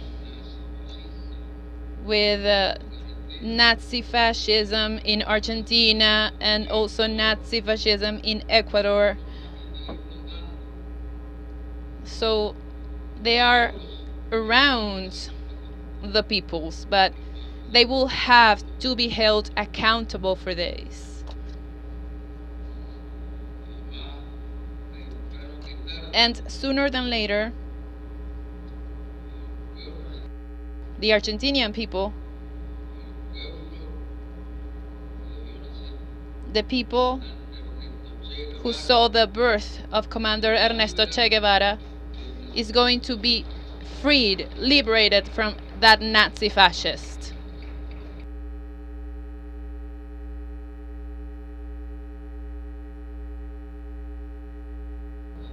In the meantime, we still need to be fighting this battle. This is a heroic battle.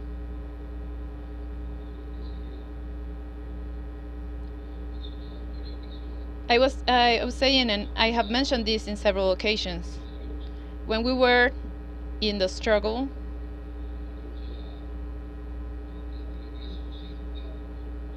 against Somocista tyranny in the 60s,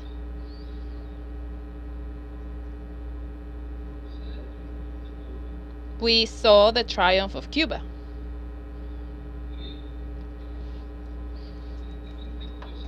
And immediately, Cuba faced a counter-revolution, and we saw the invasion. And Yankees occupied the Nicaraguan territory to give this territory away to mercenaries. And then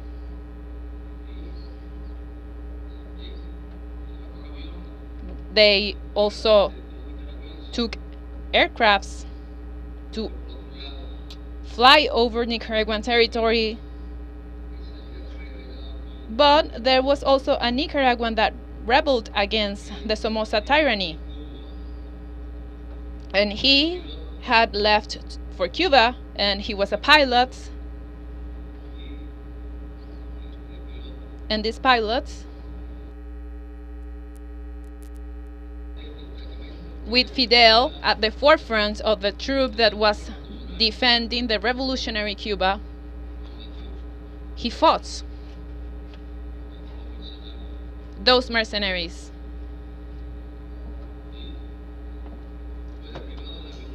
And the airplane that he was fighting against was defeated.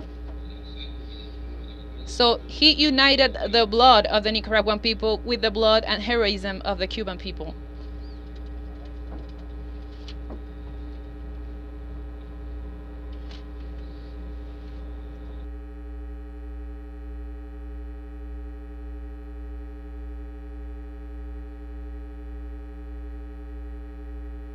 I would like to refer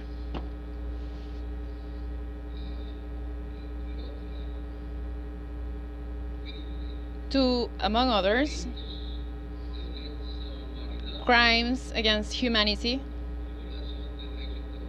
violations of international law committed by the empire,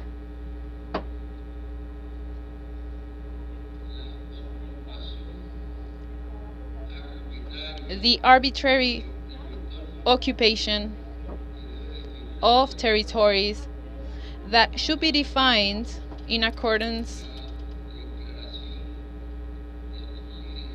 to the Argyle Declaration of December 14 of 2023,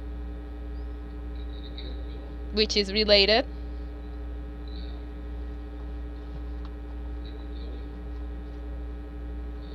to the territory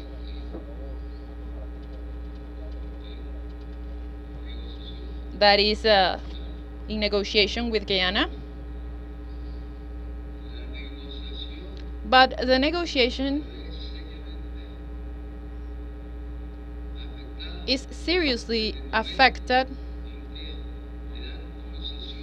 from the moment that concessions were given to oil companies, and we saw war vessels of the US in the area, committing a crime. One more crime added to all of those that have been committed throughout history.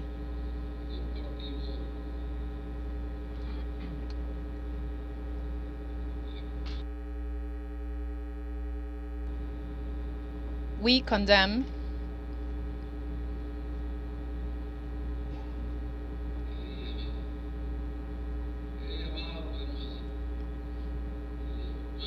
and how many more calls can we make? How many have we made so far for the cessation of invasions, of aggressions, of imperialists on Earth?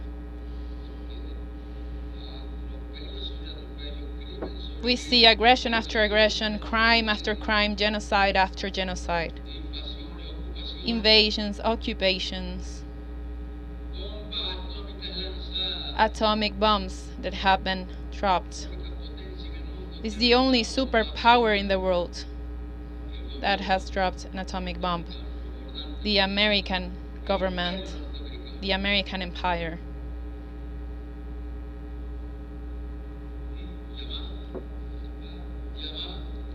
We make calls to peace. We urge for the cessation of threats, for the stopping of blockades. In the meantime, we see a worsening of aggressions. In the meantime, the empire, in a completely disrespectful way, against the global opinion and against the very American people and a good part of the people of Israel, but is against their crimes.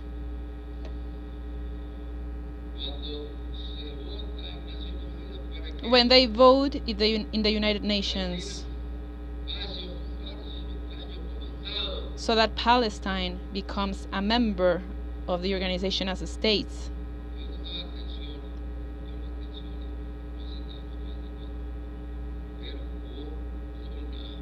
there were abstentions, and this is of course hurtful, but not terrible. But there was also a veto, and this veto of course was by the United States of America, denying to recognize the existence of the Palestinian states, but also joining the vote of approval with millions and millions of dollars to continue with this war against the people of Palestine. Well, this is what they call a war, but it is actually a genocide against the people of Palestine.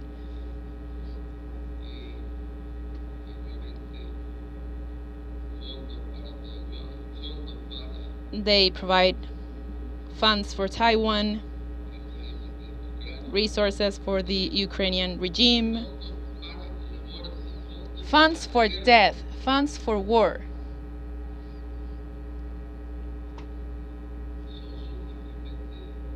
These are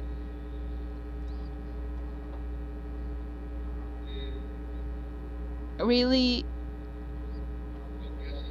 terrible figures. Of course,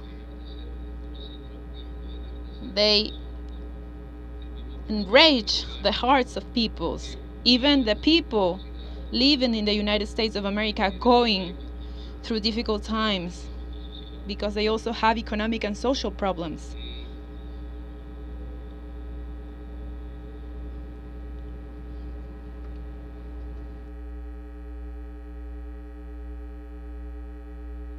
So, what can we do? What can we say?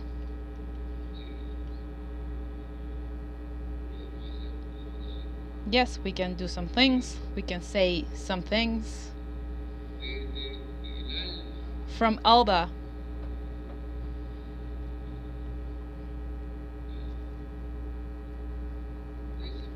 from ALBA-TCP, on this day, historical day.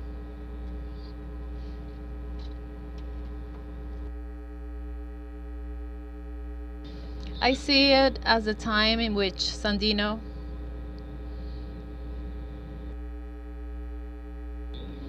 met with a group of workers, miners, in a mining area. And he invited them to fight the battle against the Yankee invaders. And he asked them, how many of you are willing to do it? And 29 of them raised their hands. 30 with him. And then they started the fight. They started the battle.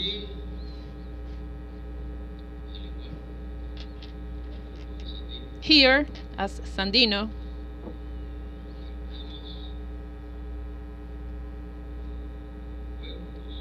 we have peoples, nations, women and men, young people. And we are telling the imperialists of the world that no one will surrender. We are not for sale. We will not surrender, and we will continue our battle for peace and for the unity of the Latin American peoples and the Caribbean peoples and the peoples of the world. Thank you, dear brothers and sisters. Round of applause for the commander of the Sandinist Revolution, President of the Republic of Nicaragua, the direct heir of Augusto César Sandino, of Carlos Fonseca Amador. Our salute to the Vice President, Sister Rosario. We are always connected, Rosario, telepathically. We know exactly what to do at each moment in each battle. Thank you, dear comrade, President, Commander. And from commander to commander. Now, we are going to the Eastern Caribbean to give the floor to Commander Ralph Gonsalves, Prime Minister of St. Vincent and the Grenadines.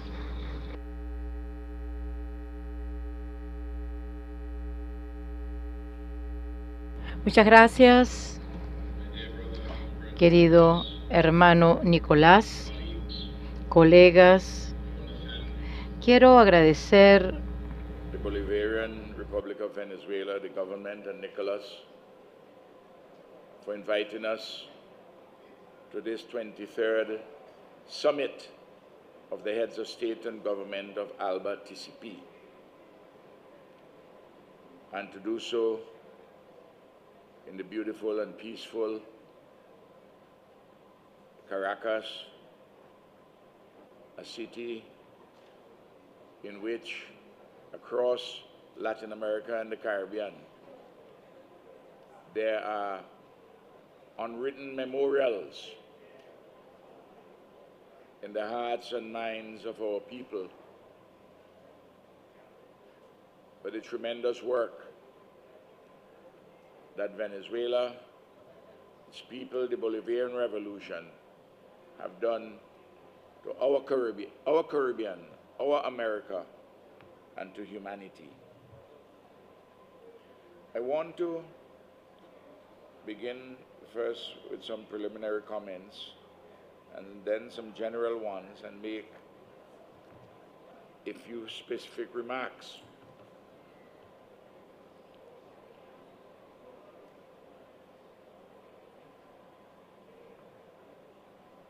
There are persons who ask, why is it that St. Vincent and the Grenadines is a member of ALBA? Why did we join ALBA?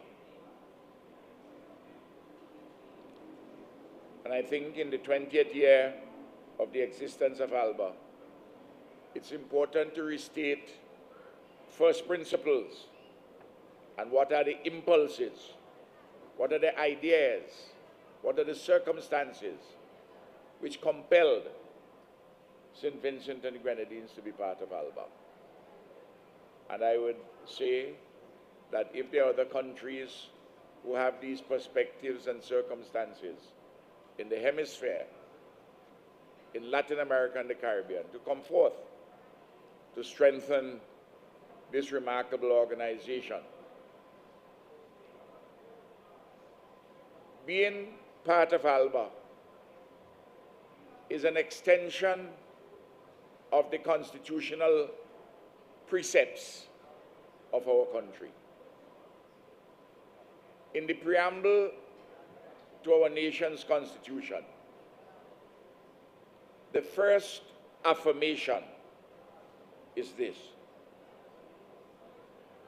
that we, the people of these islands of St. Vincent and the Grenadines, known as Vincentians, reaffirm that our nation is founded on the belief in the supremacy of God and the freedom and dignity of man and woman. Well, ALBA is an organization of faith and reason, and it is founded fundamentally on the freedom and dignity of man and woman. Secondly, the preamble of our Constitution also reaffirms that there must be paid to labor just economic rewards. Well, if your fundamental document affirms that the working people must be paid just economic rewards, how can you not belong to an organization which espouses economic justice and fundamental fairness to the working people, the peasantry, and the creators of wealth? Thirdly, the preamble to our Constitution states unequivocally that we are free men and women, and together in solidarity with one another, we create free institutions to govern ourselves. Well, these are propositions relating to democracy and independence, and that we will not be governed by anybody else. We will be governed by ourselves in solidarity with one another. Across nations in this Caribbean and Latin America, ALBA, through Fidel and Chavez, came to the fore by insisting on solidarity, on complementarity, and on reciprocity. Well, solidarity is a very interesting idea, a very interesting concept. Sometimes it rolls off the tongues of many persons who don't quite understand what solidarity means. It doesn't mean a friendship in good times and you run away in bad times. That's not what it means. It means that even though we are individual human beings, we exist in societies. And in order for us to function optimally, we must be our brothers and sisters' keepers. We must work together. And so it is in a society, so it is across nations, that like-minded people are in solidarity with one another for specific ends, in the case of ALBA, for uplifting ends. And when one reads the foundation documents of ALBA, which comes out of our own histories, Our collective histories reveal three tendencies. The first tendency in our collective histories is to roll over and play dead to colonialism and imperialism. ALBA rejects that. So does St. Vincent and the Grenadines. The second tendency in our collective histories is that you must make strategic accommodations with colonialism and imperialism to see how you can get by. We also reject that, because if you make strategic accommodations with colonialism and imperialism, that is to say monopoly capitalism, and just get by, what it means is that you are not taking control of your own destiny. You will be living perpetually on the periphery of other people's center.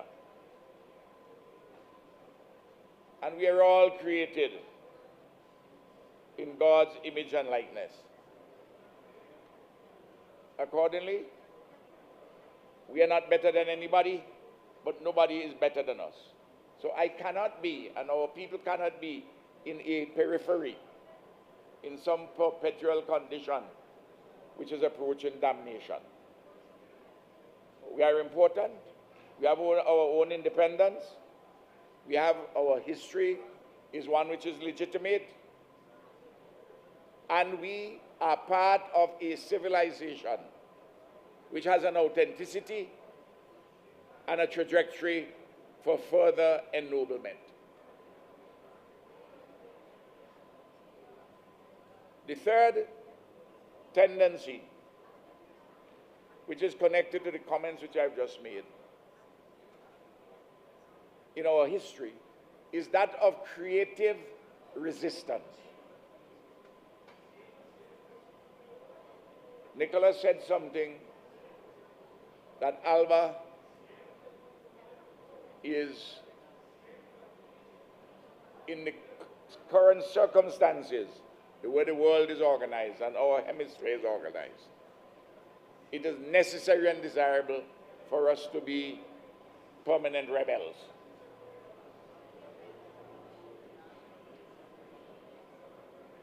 But in our creative resistance, we are not just resisting for the sake of resistance. We are doing so in relation to an agenda to uplift us and to uplift our people and our humanity. And that is the tendency of Fidel, of Chavez, of Sandinista. That is the tendency of Bolivar, of Martin, of Chatoyer, and that is the tendency of the people across the Caribbean who in the 1930s rebelled against colonialism and inaugurated the social democratic revolution in our Caribbean, which revolution is not yet completed. And our membership in ALBA is to help other countries, but also that we ourselves can complete the tasks of our social democratic revolution, which commenced in the anti-colonial struggles of the 1930s.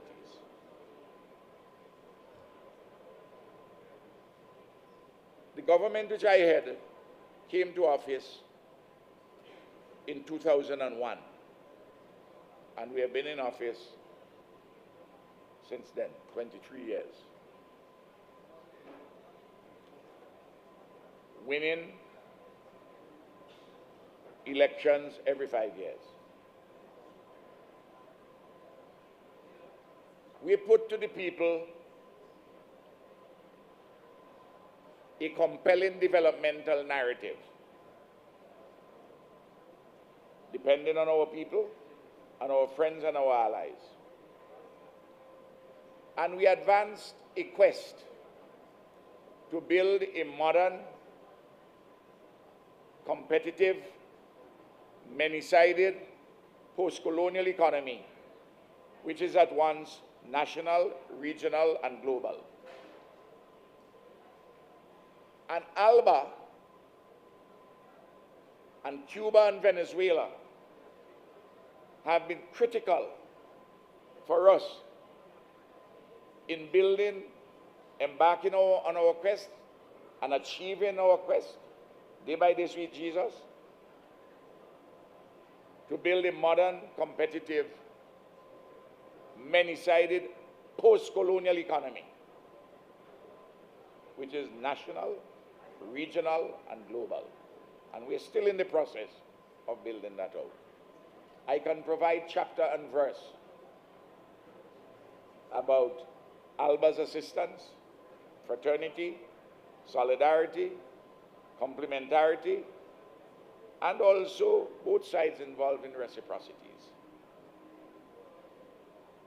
You just have to take my word that you have been immensely helpful, and I want to thank ALBA, I want to thank Venezuela, and I want to thank Cuba very profoundly. Right.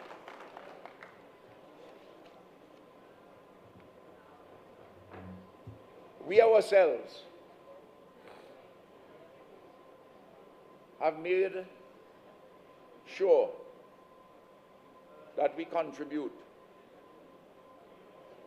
to our obligations to ALBA.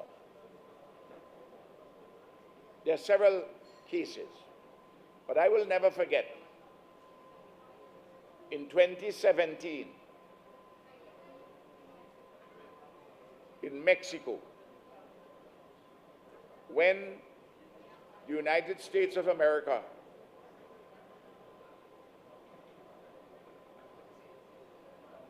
through Almagro and other elements, anti-Bolivarian elements in the Organization of American States, when they were seeking to get a 2/3 majority of the OAS, to lay the basis for the OAS to provide the Trojan horse for military intervention in Venezuela. And St. Vincent and the Grenadines and other countries here in ALBA played a critical role in preventing the empire from getting a 2/3 majority, scuttle them. Oh, to be sure, within ALBA, we have many weaknesses and limitations, and privately today, my comrade Daniel Ortega, an ancient warrior, that he gave many examples of some of the weaknesses and limitations. But he also spoke to our strengths and possibilities. And on that day, we demonstrated it. And we were able, this organization, with proper leadership on the ground, we were able to stop the empire. Cuba was not there because Cuba has not been in the OAS for a long time. We were able to stop them. And it was a marvel to everybody else in 2017. Now,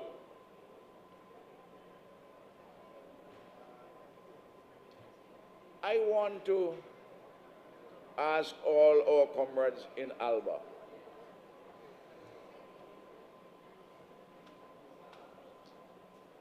that whenever doubts arise, and in life, living, and production, sometimes people succumb to doubts.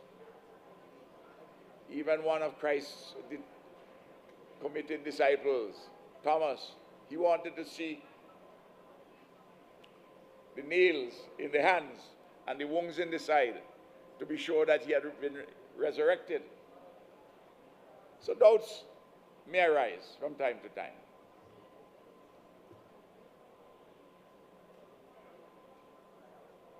But I always remember something that Chavez said to me. And Roosevelt was there, discussing at the time the possibility of a particular country under a particular government becoming part of ALBA. And Chavez put his fist like this. He said, I want ALBA to be a fist, a clenched fist. And he held up his hand, he said, and if I hit, I do not want my fingers to be broken. He said, if we admit that particular country under that particular leadership, I would not be able to clench my fist tightly. My hands would be open like this, with my fingers bent, without being closed completely. He said, I'm liable to break my fingers, so I want this to be committed to certain core principles. And that is what I want to reaffirm here today. We must recommit ourselves. And those who want a life of ignoble ease, ALBA is not for you. ALBA, with imperialism hovering, infusing, dominating, it is a strenuous life. And we have to prefer a strenuous life to one of ignoble ease. If you want ignoble ease, go in the bosom of imperialism. That is where you will get your ignoble ease. No. It is vital, therefore. I will tell you this. When Venezuela was in the OAS, I told my ambassador to the OAS,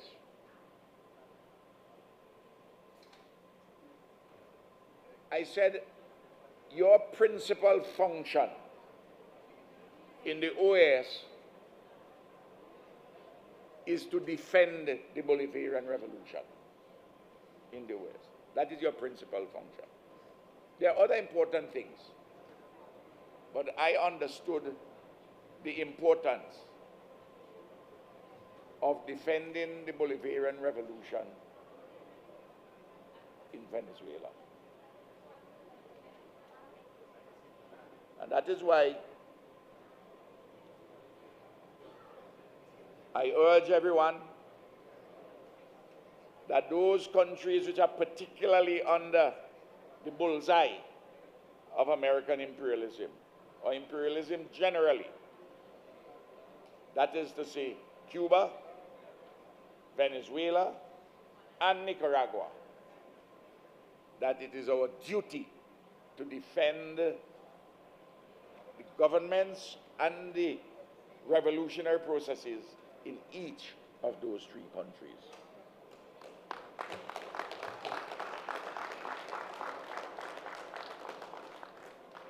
To be sure, Nicholas may do something,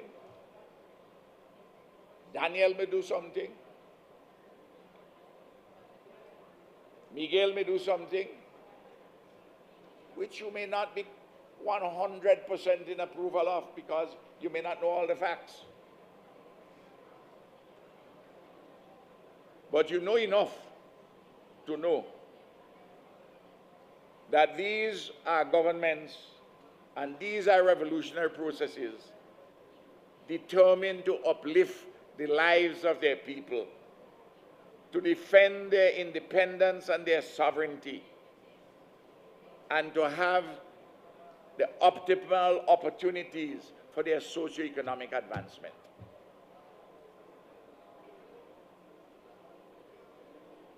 And every now and again, I will hear, and I want to urge this, and especially the young people who may be listening,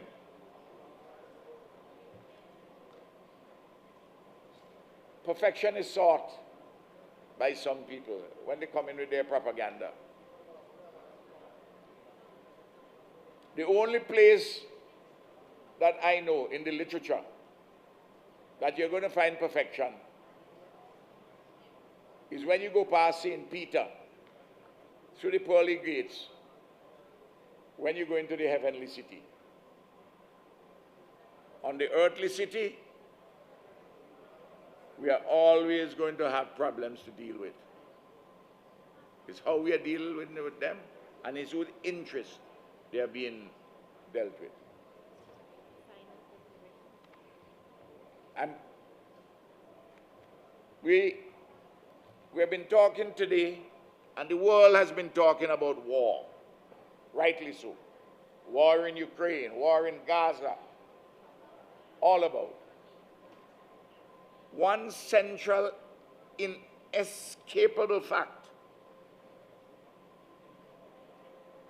established historically and in the contemporary sense: war is the handmaiden of imperialism. Monopoly capitalism cannot exist without war. Central to its survival, it's a war economy. Even a commander of the NATO in the Second World War, and who served 8 years as president in the United States, in his farewell address, Dwight Eisenhower told America and told the world that the military-industrial complex has grown so strong that it has become a burden and a danger to the people of America. And unless constrained, it will rule us. I'm paraphrasing Dwight Eisenhower. Now, if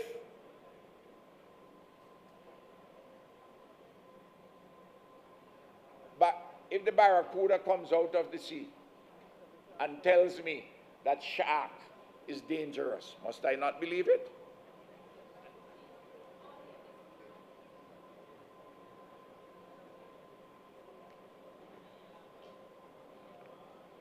We have just seen an approval of nearly $100 billion in the US Congress for war. You know,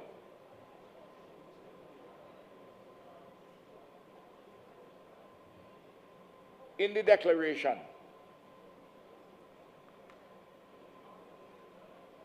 there are two important paragraphs dealing with small states, small island developing states, paragraphs 10 and 13.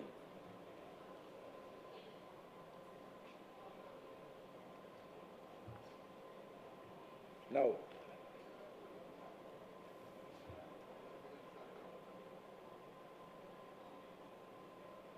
how am I going to tie these with imperialism, monopoly capitalism, and war? Recently, I had to write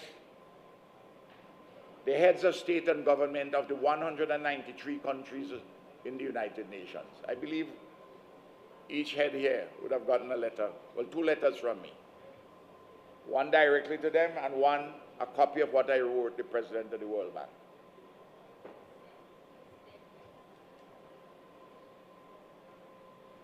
World Bank, IDA, International Development Association. internally they have floated the idea and they have put it out to the countries that vulnerable small island economies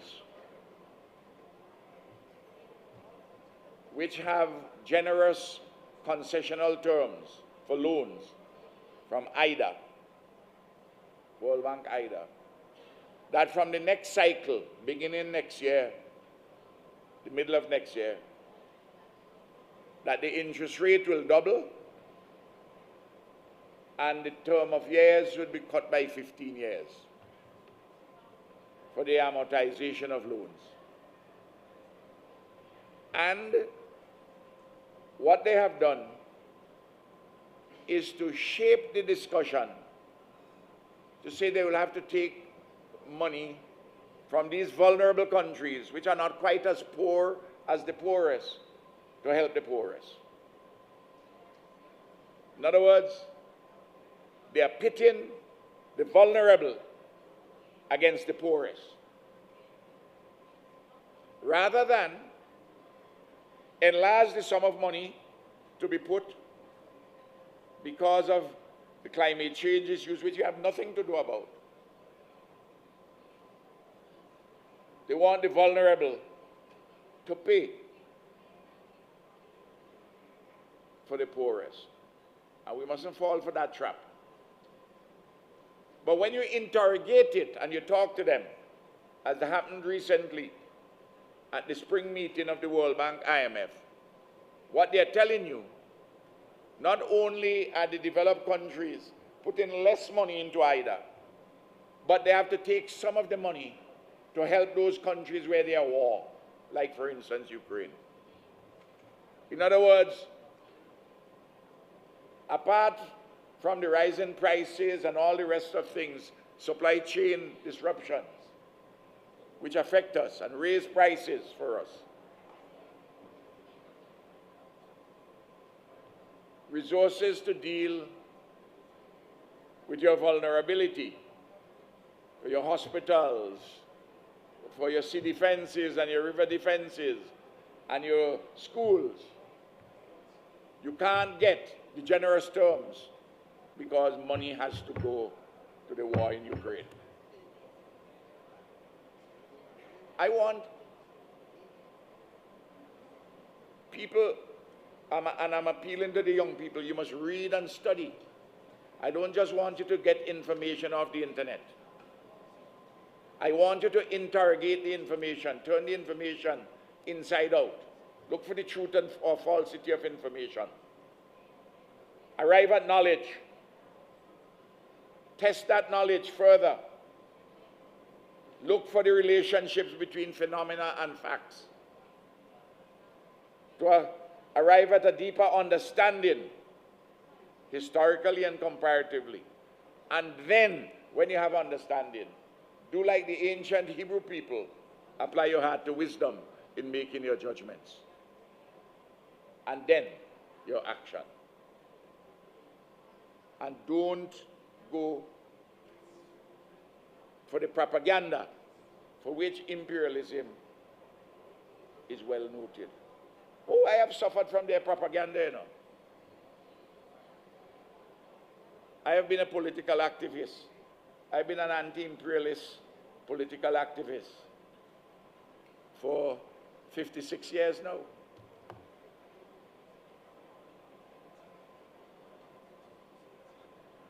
I know how they function. So I'm too old to be tricked. And I'm encouraging young people to study. And in your respective countries, and I'm not getting involved in the internal politics of Venezuela,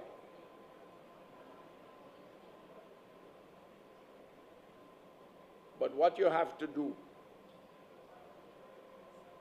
is not just simply be an ear witness, just listening to propaganda. You must watch with your eyes to see the progress that Venezuela has made under the Bolivarian Revolution. Not perfection, but real advances. and make your judgments as to who would be better able to accommodate your aspirations, not just as an atomized individual, but in solidarity with one another in a society which you're building for your own welfare. And when you do that, I am sure you will go to the impulses of Bolivar and Chavez and the current inheritors of Bolivar and Chavez. The analysis which has been given by everyone who has spoken about the dangerous global situation is true. But for those who think that you can stop that train and get off, there's a popular song when I was growing up, a reggae song, "Stop that train, I want to get off." Well, this train of life and living, you can't get off. You have to be in it. You want to roll over and play dead? That's one option. You want to accommodate yourself to imperialism and just get by? You can do that. Or you can fight for what you believe, for human decency, for freedom and dignity of men and women, and to control your own resources, and to build your own institutions to the image and likeness of your own people.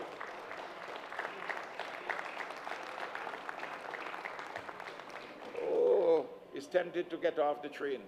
Tempted. But you can't get off. You're only fooling yourself. It's an illusion. The only way you can get off of this train is when they take you to the cemetery. That's the time. When you go into the cemetery, then that's when you're off this train. But once you're living, you are on the train. I want to thank all those who spoke and spoke very strongly about reparations for native genocide and the enslavement of African peoples. St. Vincent and the Grenadines and other Caribbean countries have suffered from native genocide and African slavery. This is not a thing in the past, you know, because there's a legacy of underdevelopment of native genocide and the enslavement of African peoples. There's a legacy of underdevelopment, and that legacy must be corrected. And it can only be corrected, or one of the ways in which it can be corrected or assist in correcting it, is for reparations to be paid by those who carried out native genocide and the enslavement of African peoples.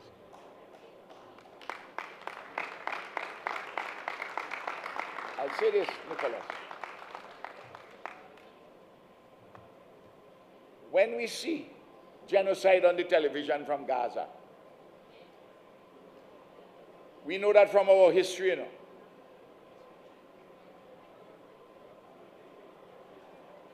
In 1763, when the British took control of St. Vincent and the Grenadines, and they took all the land which was held in common by the indigenous Kalinago and Garifuna people, they decided that they're going to get rid of these people.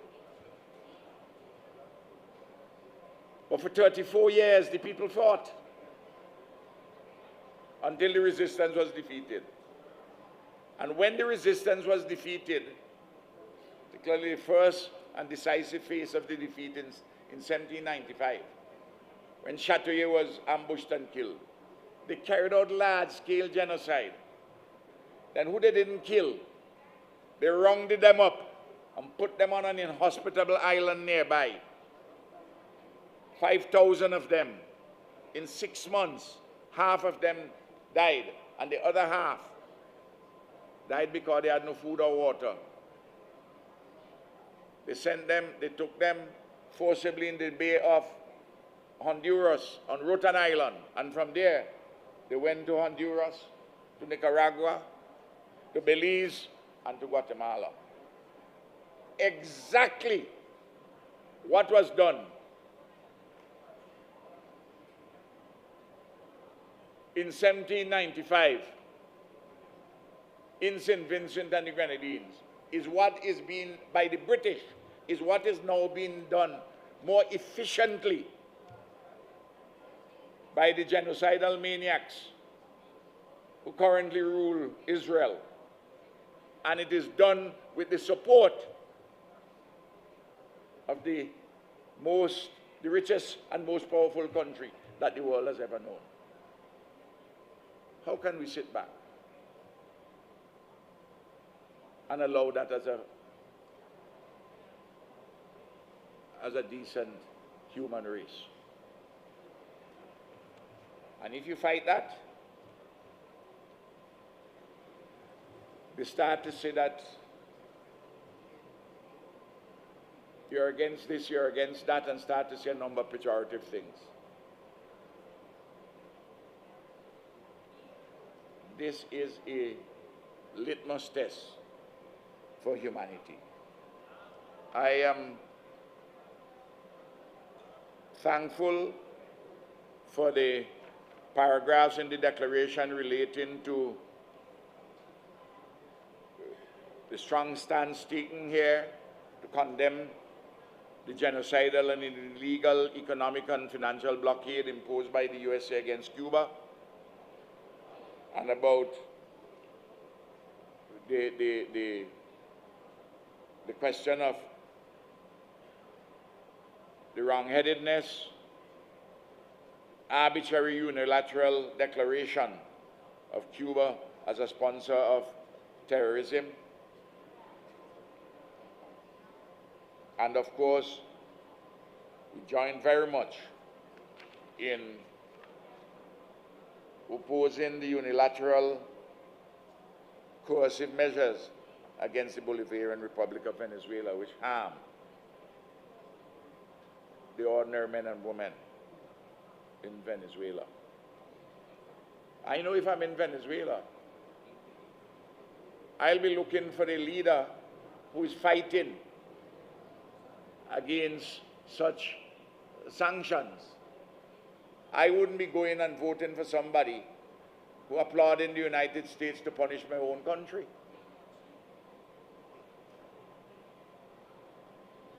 You will have to be a masochist that you're asking people to vote for you because you're supporting the United States beating up on you, giving you suffering. Give us more suffering, please. Beat us more, and we support you beating us more.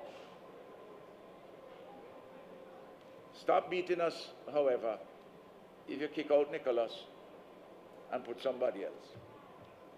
Well, there's a peculiar, there's a wholly immoral proposition. Completely immoral and indecent. You don't have to be a socialist to see that. You just have to be a human being, with emphasis on the word human. I want to say that there's a paragraph, and I want to read it. And people may be saying, why is this paragraph there? Paragraph 12.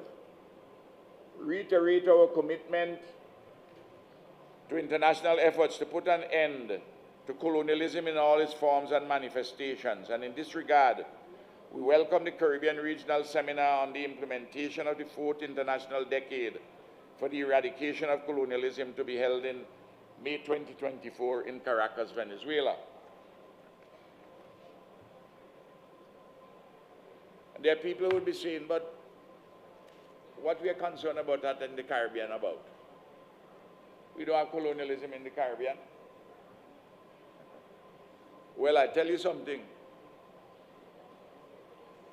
You will have other countries in the world which have larger territorial area, more people, subject still to some form of colonialism.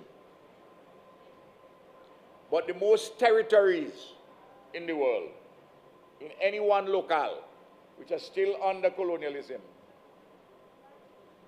is in the Caribbean.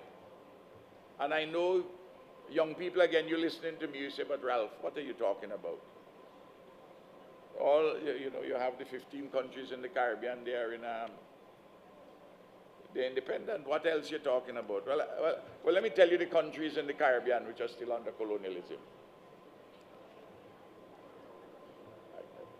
The Americans have Puerto Rico, St. Thomas, St. Croix, and St. John. The British have Anguilla, the British Virgin Islands, Montserrat, Bermuda, Turks and Caicos, and Cayman. The French have French Guyana, Martinique, Guadeloupe, and the French part of St. Martin. And the Dutch, yeah, Dutch. They have the Dutch part. Yeah, I have Cayenne here, French Guyana. The Dutch. They have the Dutch part of St. Martin, St. Eustatius, Saba, St. Bartholomew, Aruba, Curacao, and Bonaire. That's 21 I name out there, you know. Mention Marigaland, which is near to Martinique, Guadeloupe. In the Caribbean, it's a secret in broad daylight. But you know what they're doing in those countries? They pump a lot of money into them, small territories. They want them as strategic military outposts. And for the Caribbean Sea, because the sea is very important there. Not so much the land, the minerals in the sea. Because the next frontier is what is in the deep seas. Not just space, you know, what is in the deep seas. That's why they want them to, you know. And a large swath they will have. 200 miles exclusive economic zone. You understand, Daniel? And what they do at the same time, by pumping the money and giving them all sorts of other supports, relatively small monies, because small territories with small populations. They say, look, they're doing better than Jamaica. They're doing better than Trinidad. They're doing better than Guyana. You see, it is better if you were not independent. That is the message they want to give. We have to use all our efforts at educating people. And that's why I say, get the information and interrogate it. There's one aspect of the declaration which I must point out that will have to await a determination by the Eastern Caribbean Central Bank and the Monetary Council. That is the part with the Sucre. I've indicated that before. So, because we can't engage in discussion about any currency system other than through that particular forum. But I've read briefly the strategic agenda dealing with that, and it has a little more detail and give a little bit more understanding. So I just make that point, just for observation. I want to say something very briefly on Haiti and on one other issue. CARICOM is very much involved with Haiti.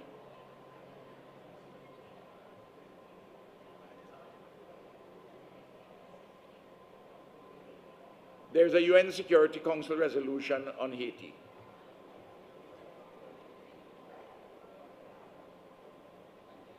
The United States of America doesn't want, nor Canada, they don't want to put any military themselves in Haiti. And I'm quite sure that the Kenyan government is aware that they shouldn't be used as a battering ram or any mercenary force for any foreign power. But the security question has to be addressed, because the gangs are behaving in a barbaric manner, and all decent people must oppose how the gangs are behaving. But what the declaration says, this is a matter for the Haitian people, and we are helping them building their own democratic institutions to make their determinations as to how they would resolve their problems. Finally, just before final, every day I turn on the television, I hear the countries from the golden, the people from, the leaders from the golden billion. What is the golden billion? The golden billion is North America and Western Europe, allied with one or two places here and there elsewhere. Well, there are 8 billion people in the world.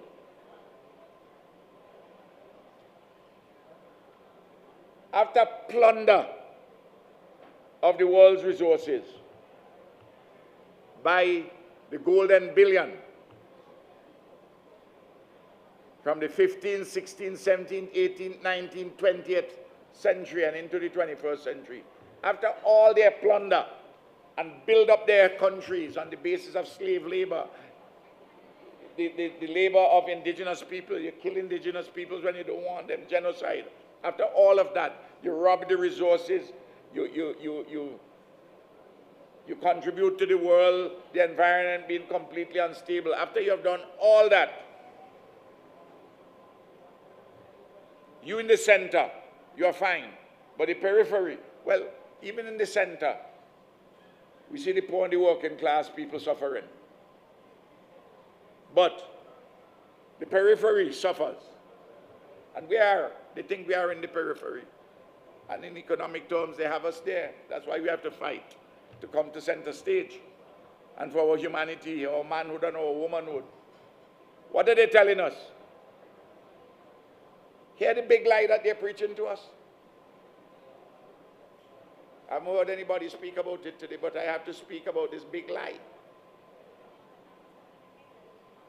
The leaders of the golden billion, they are saying that the central contradiction in the world today is between countries which have democracies and those which don't have.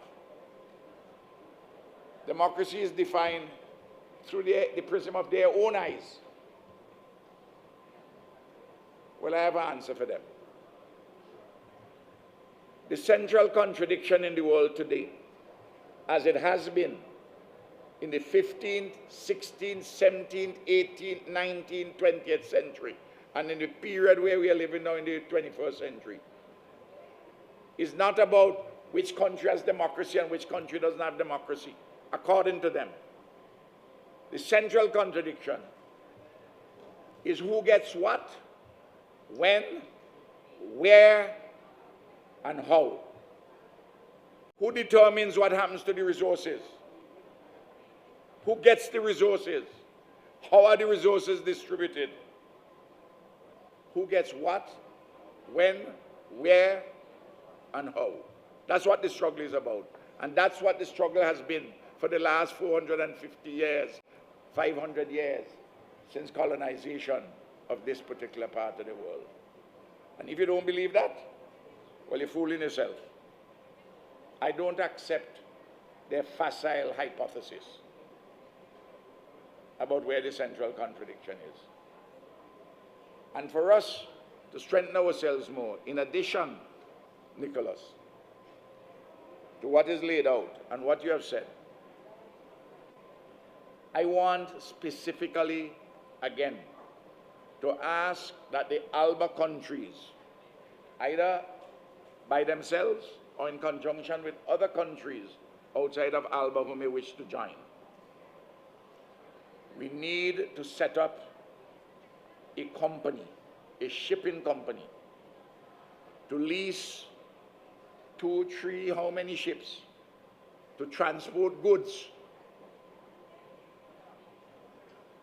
We want to buy things from Venezuela, Nicaragua, and Cuba. We don't have any ships in which to send them. We are sending some things to Cuba.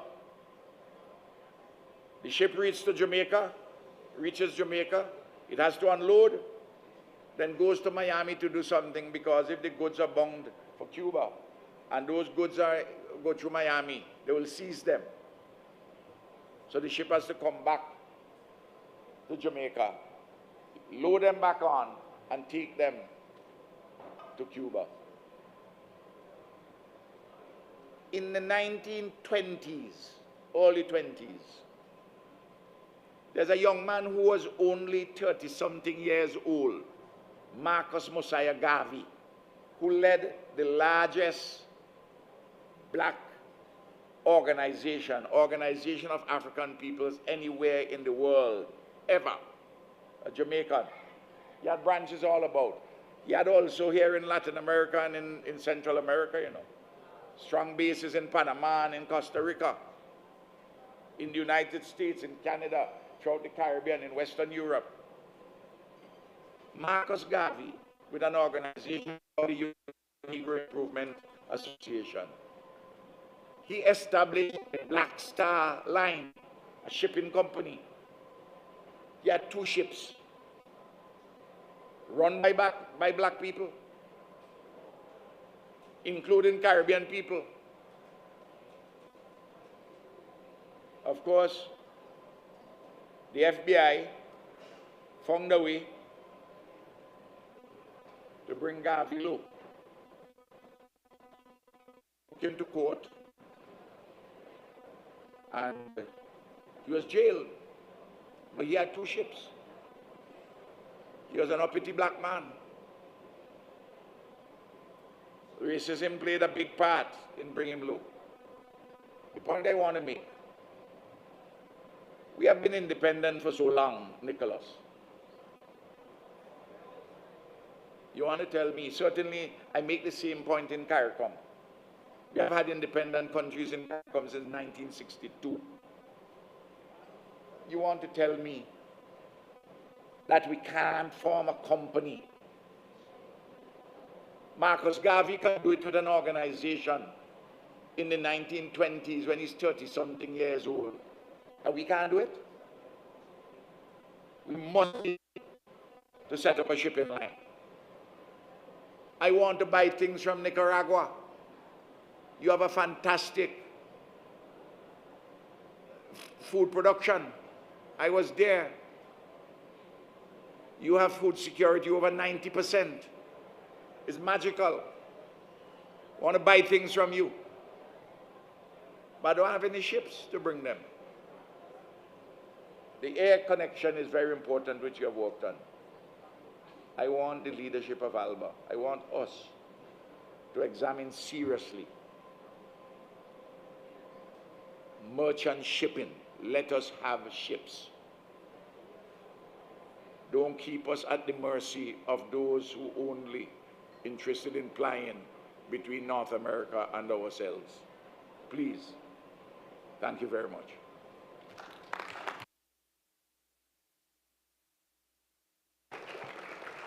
Muchas gracias.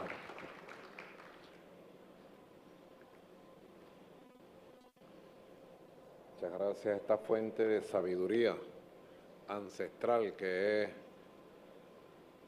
el Commander Raúl Gonsalves, comandante de las tropas del Caribe Oriental. Claro que lo podemos hacer y tenemos que hacerlo. Nosotros, para construir la nueva independencia de la nueva PDVSA, hemos tenido que construir su independencia tecnológica y también marítima, porque fue lo que golpeó el imperialismo para destruir Petrocaribe. Y deben saber los pueblos del Caribe que fue el imperialismo quien lanzó los misiles, las sanciones contra Petrocaribe. Who launched the missiles, the sanctions against Petrocaribe. But we'll be back. We are coming back. And Petrocrep will be once again the splendor that we had yesterday. You can rest assured. And now we will include petrochemicals, fertilizers, gas, investments. And we need to have that shipping company of ALBA, of course. We need to unite the efforts of Nicaragua, Cuba, the Caribbean, Venezuela. A shipping company for intra-ALBA trade that is part of the concrete actions of the People's Trade Treaty for fair trade. We need to go beyond the general formulation of rules, beyond bureaucracy, as Rafael Correa used to say. Go beyond the cocktail diplomacy. That is what he called it, right? The cocktail diplomacy. We need to go to the diplomacy of action, to transformative diplomacy, to generate the conditions of transformation for our people. And Ralph said this with his ancestral wisdom.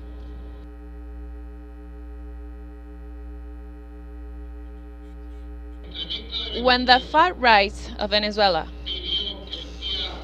asked for the Lima group, along with the United States, to prepare troops to invade Venezuela,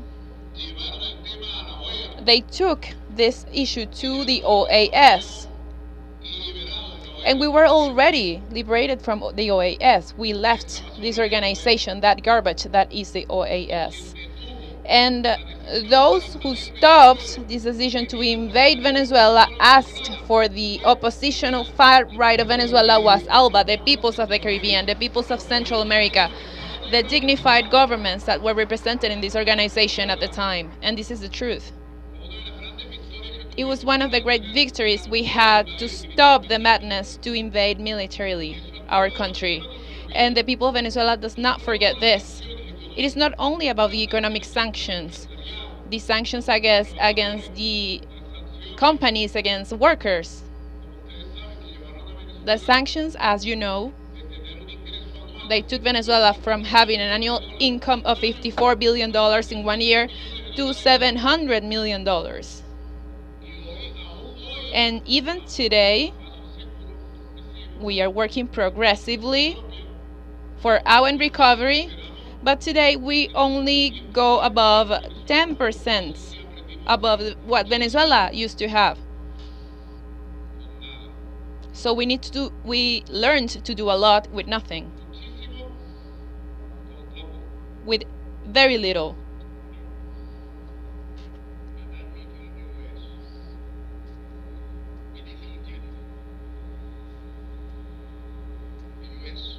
Estados Unidos, Canadá y México y Brasil. Under right-wing leadership, we defeated them. A todo el grupo de Lima, recuérdate. We defeated them. A todo. Eran casi 20 gobiernos.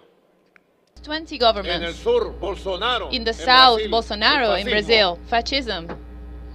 Amenazando con invadir a Venezuela. Threatening to invade Venezuela from the south. Desde Colombia. From Colombia. El narcotraficante. The paramilitary drug traffickers, neo-fascist Ivan Duque, was threatening to attack us. Under the request of whom? As we say in Venezuela, I don't know exactly how to say this, is the oligarchy of the last names. How do you say this, Arce?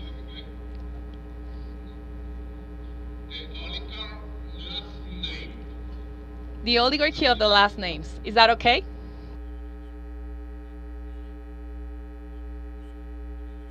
Of the rights.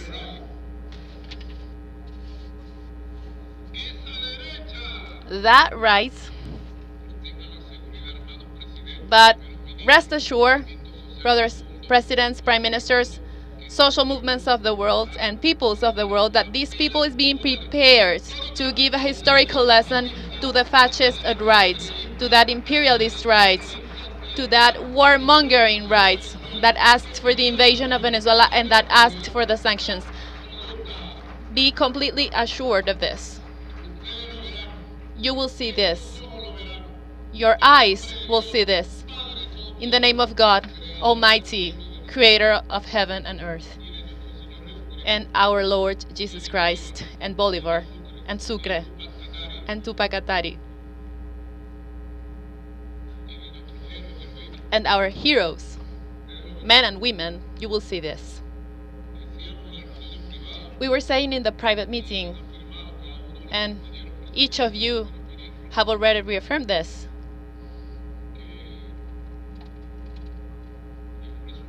that there is a re-emergence of fascism 100 years later, and I call that debate Diaz-Canel, Ortega, Arce, Ralph, comrades.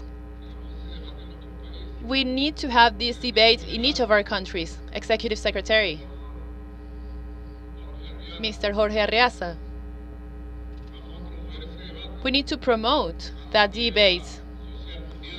The World Social Assembly, social movements, as we promoted in the 80s, João Pedro, and in the 90s, the debates, and we took to the streets to fight against neoliberalism and against the FTAA. In the same way, we need to take to the streets to promote the debate and the struggle against neo-fascism, against fascism, against Zionism, and against all the forms that the far right has to recolonize Latin America and the Caribbean.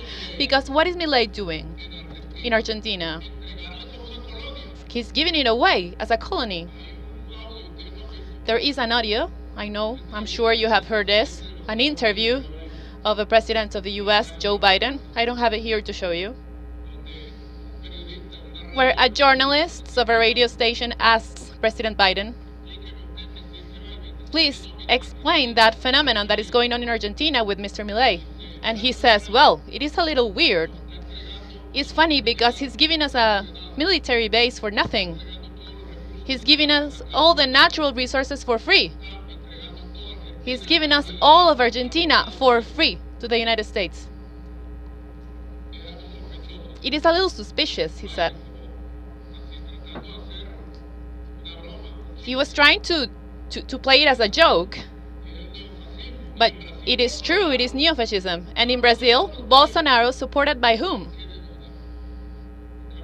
Have no doubt of this, because sometimes the progressive movements in Latin America have doubts. They tend to doubt the so-called progressive movement, but we're going beyond the progressive movement. We are revolutionaries, anti-imperialists, Bolivarians, socialists, and the peoples know who we are in our countries and in our continent.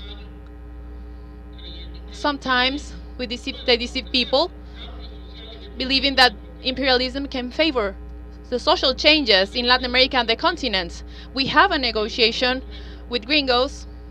We have signed some documents, but did they fulfill their mandate? I already have the documents. I should have made a copy of the document so you could take a copy with you.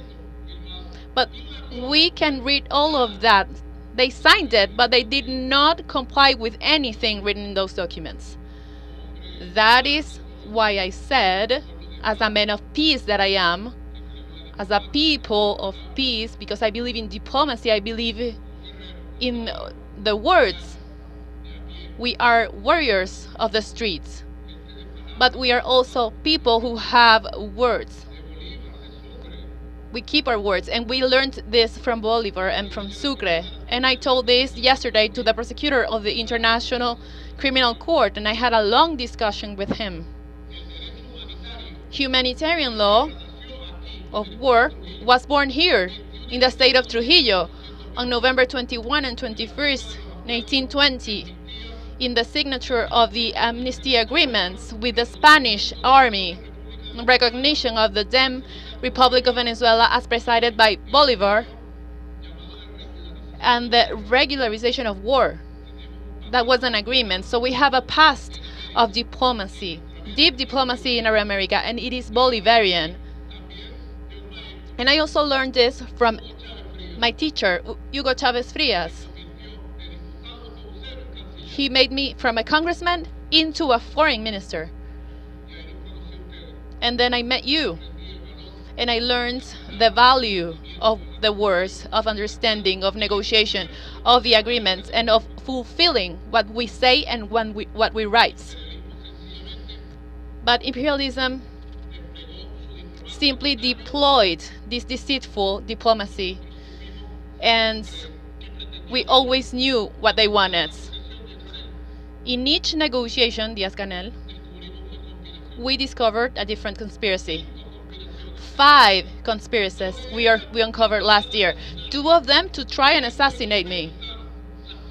They have been convicted. We have shown the evidence. You have seen the evidence of the assassins confessing their crimes, their plans, how they were trained in Colombia, how they were financed in Colombia, in the CIA base, the FBI base, the DEA, directing all conspiracies against Venezuela.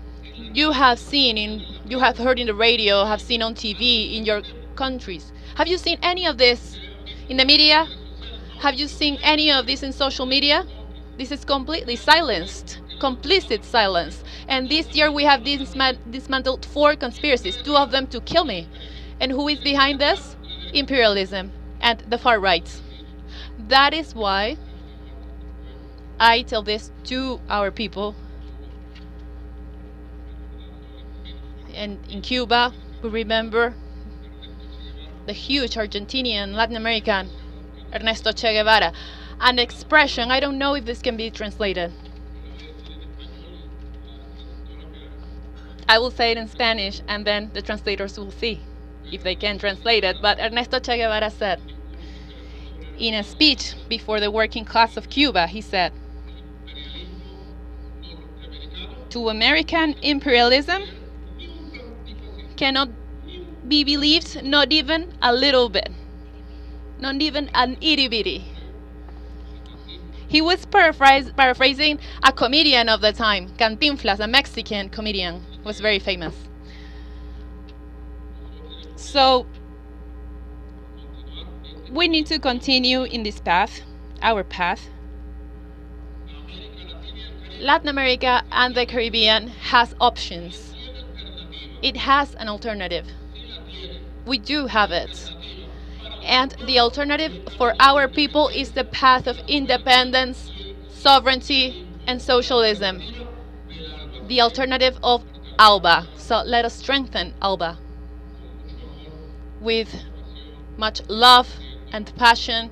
Let us continue to bring our people together. We still have 3 speakers, representatives from 3 governments, 2 of them from ALBA and another one of friends of ALBA. So I would like to give the floor to the heads of delegations, and then we will go immediately for the approval of the central documents that have been discussed, negotiated, and approved by the delegations. So we have the Minister of Foreign Affairs, Trade and Developments of Exports of Grenada, Mr. Joseph Andel.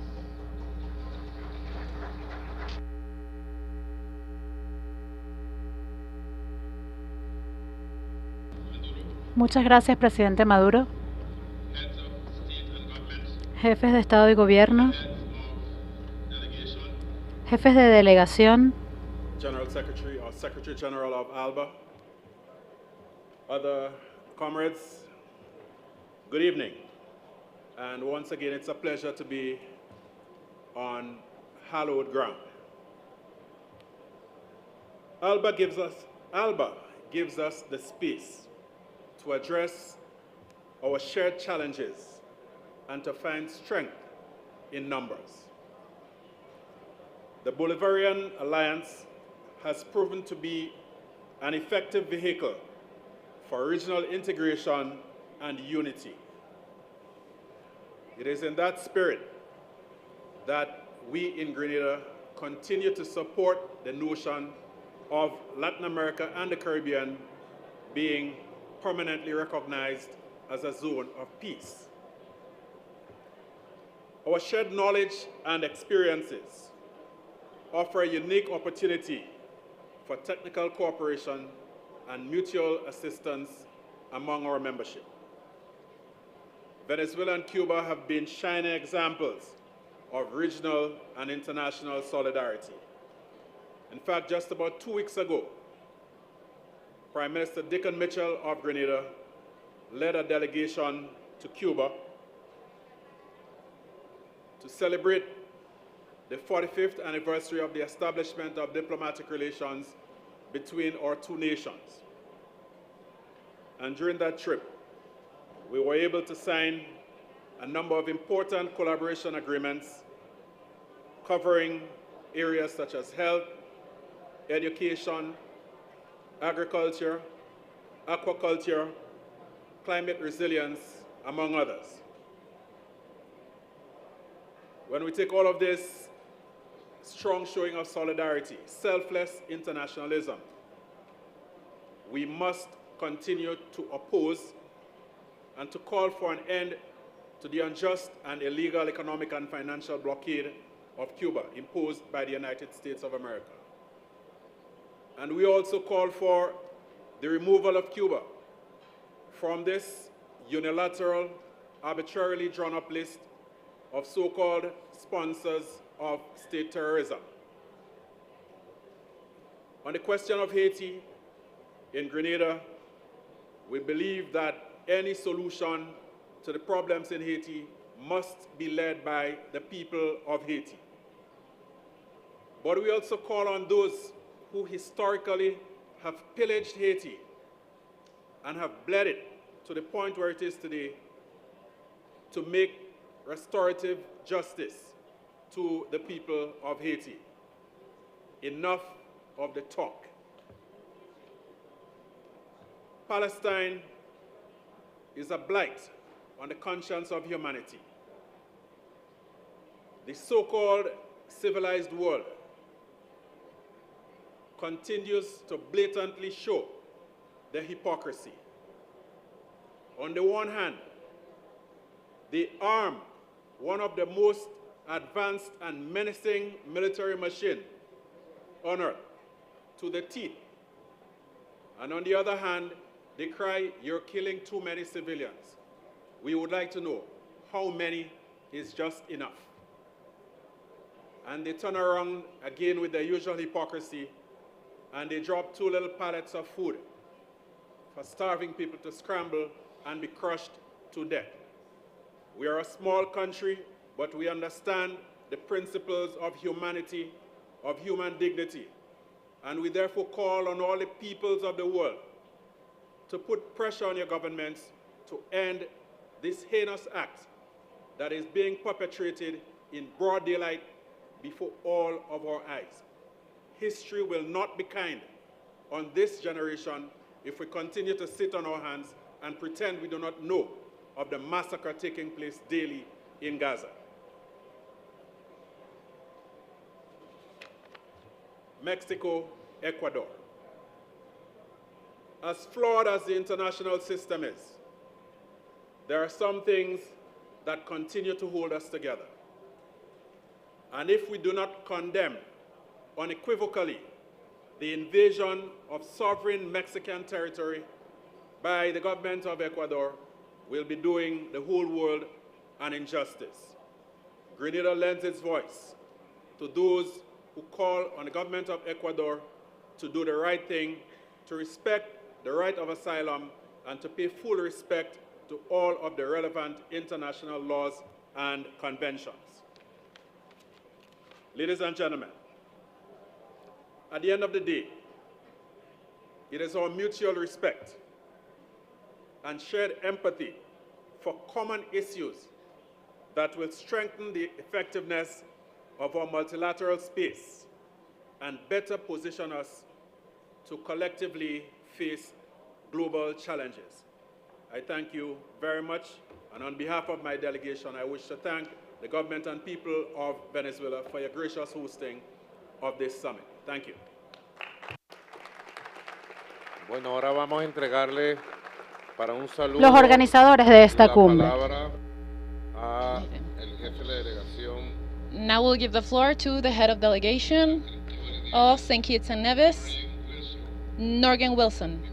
Welcome.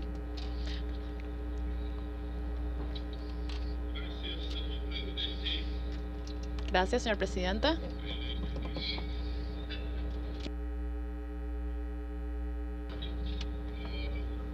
Accept the call, which has already been established. I think the point has been made.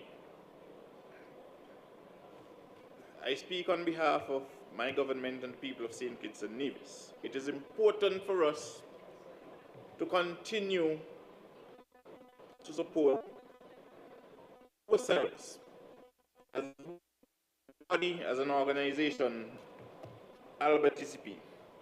ALBA-TCP fosters unity, it fosters strength among us. We all know that as sovereign states, we have a right to our very own decisions.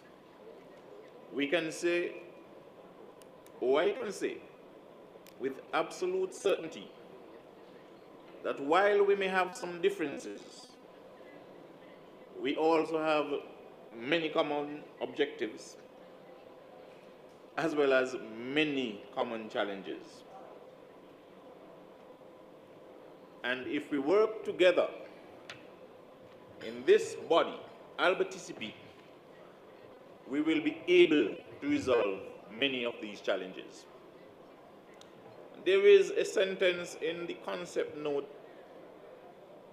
which speaks to the multilateralism and diplomacy for peace. That is very important, because if you observe closely, almost always, when there is a conflict or a crisis, it is because of coercive unilateral decisions. And so it is important for us to work as a body, as an organism, to try and resolve conflicts or disputes in a very peaceful manner.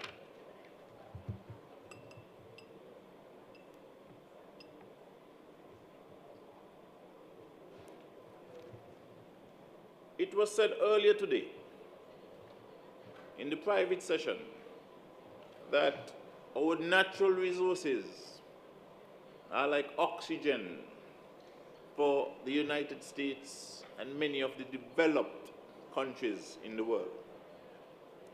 So we have the natural resources, we have the people, and we have the educational institutions. We must now become more strategic in the development of our science and technology, so that we are not just gifting our natural resources to the already developed countries of the global north, only for it to be sold back to us for 10 or 20 times more than what it cost them to take it away from us. I reiterate, we have the natural resources, we have the people, and we have the education. ALBA-TCP is a community, an organization which could be key to tackling many of our common challenges. And while we stay the course, we will soon see the regional benefits as well as the global value. I would like to take the time out to support the call for the removal of the barriers, including the unilateral coercive sanctions against Cuba and Venezuela, as these sanctions really continues to diminish the life of all of us. We, the government of St. Kitts and Nevis, and the people of St. Kitts and Nevis wholeheartedly support the agenda for ALBA 2030. Thank you very much for having us.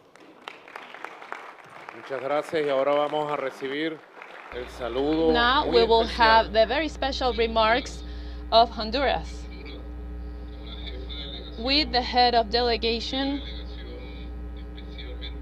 of this country that was specially invited to this summit, Miss Scarlett Yvette Romero Cantarero. Welcome, Ambassador. Thank you very much. First of all, fraternal greetings to everyone gathered here today, to our dear comrade and President of Venezuela, Nicolás Maduro Moros, host of this summit, to the heads of states and prime ministers, brothers and sisters. On behalf of the noble people of Honduras, the first government of people's resistance, on behalf of our first woman president in the history of Honduras, Xiomara Castro, on behalf of a beloved friend of the peoples of the world, our eternal president, José Manuel Zelaya Rosales, I am here today as a witness and faithful militant of a Honduras that merges with the dream of the greater homeland of Latin America by defeating the neoliberal method, by destroying the exploitation, corruption, and poverty. On behalf of our president, of her government, and our people, I would like to thank ALBA for this special invitation to this summit that gathers us in the beautiful Caracas. Today, April 24th, we commemorate the International Day of Multilateralism and Diplomacy of Peace. We reaffirm our commitments for sustainable development, for the promotion of peace and security, and the strict respect of human rights all around the world. Today, we have the opportunity of being here after 15 years of permanent resistance, as a Honduran woman, as a permanent militant of a just cause, and now as an ambassador and representative of the people of Honduras. I thank the government of the Bolivarian Republic of Venezuela, and in this occasion, in this summit of heads of state and government of ALBA-TCP, we reaffirm our commitment to strengthen the ties of brotherhood and solidarity with the members of this organization based upon the principles and practices of international law that promotes human solidarity, respect to the self-determination of the peoples, the non-intervention, and the strengthening of peace and universal democracy. As a republic and as a nation, we are obliged and with the unwavering commitment to develop all of the capabilities of unity and fraternity among nations, based upon the peaceful coexistence and the resolution of controversies. Therefore, we repudiate and condemn any acts of intervention, aggression in the internal affairs of states, and any type of criminal blockade as those imposed to the peoples of Venezuela, Cuba, and Nicaragua. Brothers and sisters, today we are with our President Xiomara Castro in a project of unity.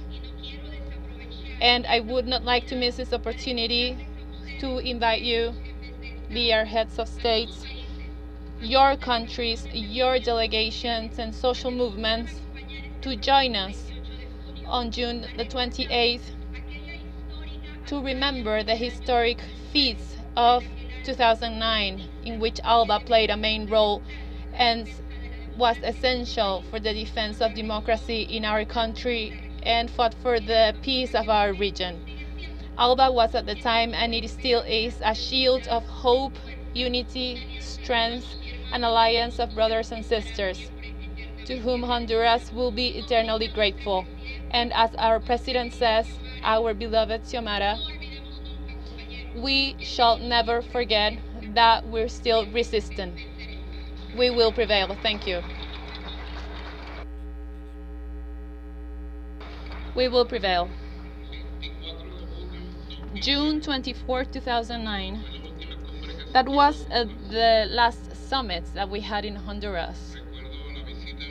I remember the visits of presidents to the Carabobo field because we were commemorating the anniversary of the victory of Bolivar in Carabobo, of the liberating army. And then we held a summit in Maracay, the state of Aragua, the center of the country. And there we denounced the coup d'etat.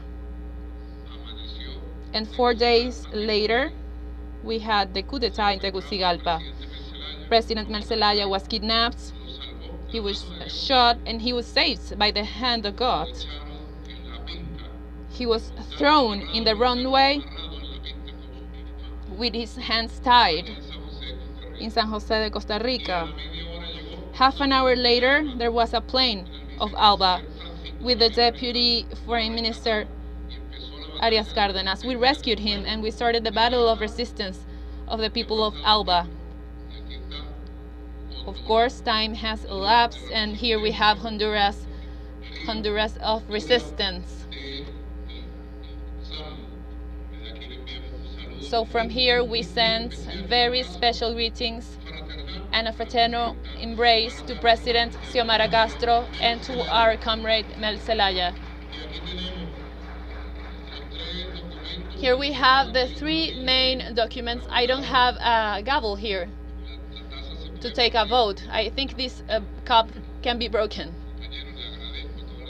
So I thank all the delegations from Cuba, Nicaragua, Bolivia, St. Kitts and Nevis, Antigua and Barbuda, St. Lucia,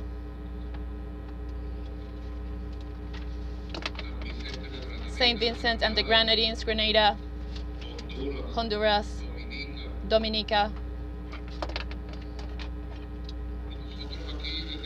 And here from Venezuela,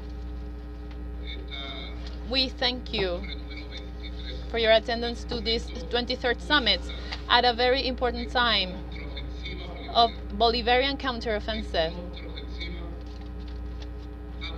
of anti-imperialist counteroffense for Venezuela, for our people,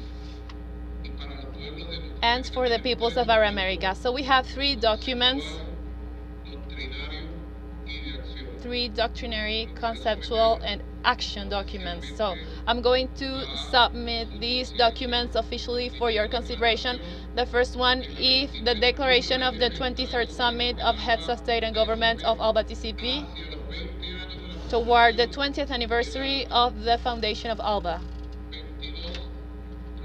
22 proposals are included here. The governments who would like to consider the approval of this document, please raise your hand. Approved. We approve the declaration of Caracas of this 23rd summit. Secondly, we have proposed a strategic agenda for 2030 for ALBA-TCP. I would call it Agenda ALBA 2030. We already talked about this in general terms. We talked about this in the private meeting. We also presented it publicly, and I think it summarizes what we need to do in order to walk this path after the 20th anniversary, going to 2030. So this agenda is approved. ALBA-TCP for the future. There is also a special communique on the situation of Palestine, in which the heads of state and government first demands a wide, just, and long-lasting solution to the Israeli-Palestinian conflict through dialogue based on the creation of 2 states that will allow Palestine the exercise of free determination as an independent and sovereign state, with Eastern Jerusalem as the capital, within the borders prior to 1967, which guarantees the right to the return of refugees. 2, we reiterate the call to the international community to impose an immediate cessation of fire in Gaza and to stop genocide, war crimes, and crimes against humanity against the population that violates the principles and purposes of the UN Charter, international law, and international humanitarian law. 3, we reaffirm our support to the immediate admission of Palestine as a full member of the United Nations, a just and necessary step that will contribute to the protection of the legitimate rights of the Palestinian people.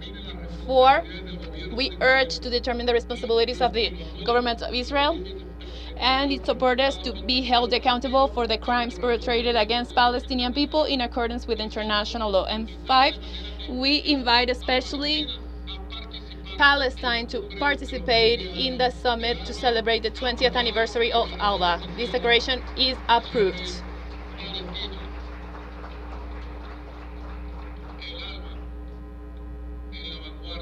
The ALBA at the forefront of social changes, of the necessary transformation of the multipolar, pluricentric world that is emerging. We are articulating with this world in the only way that we can do it, by working for just causes of the peoples, by fighting for peace, fighting for equality,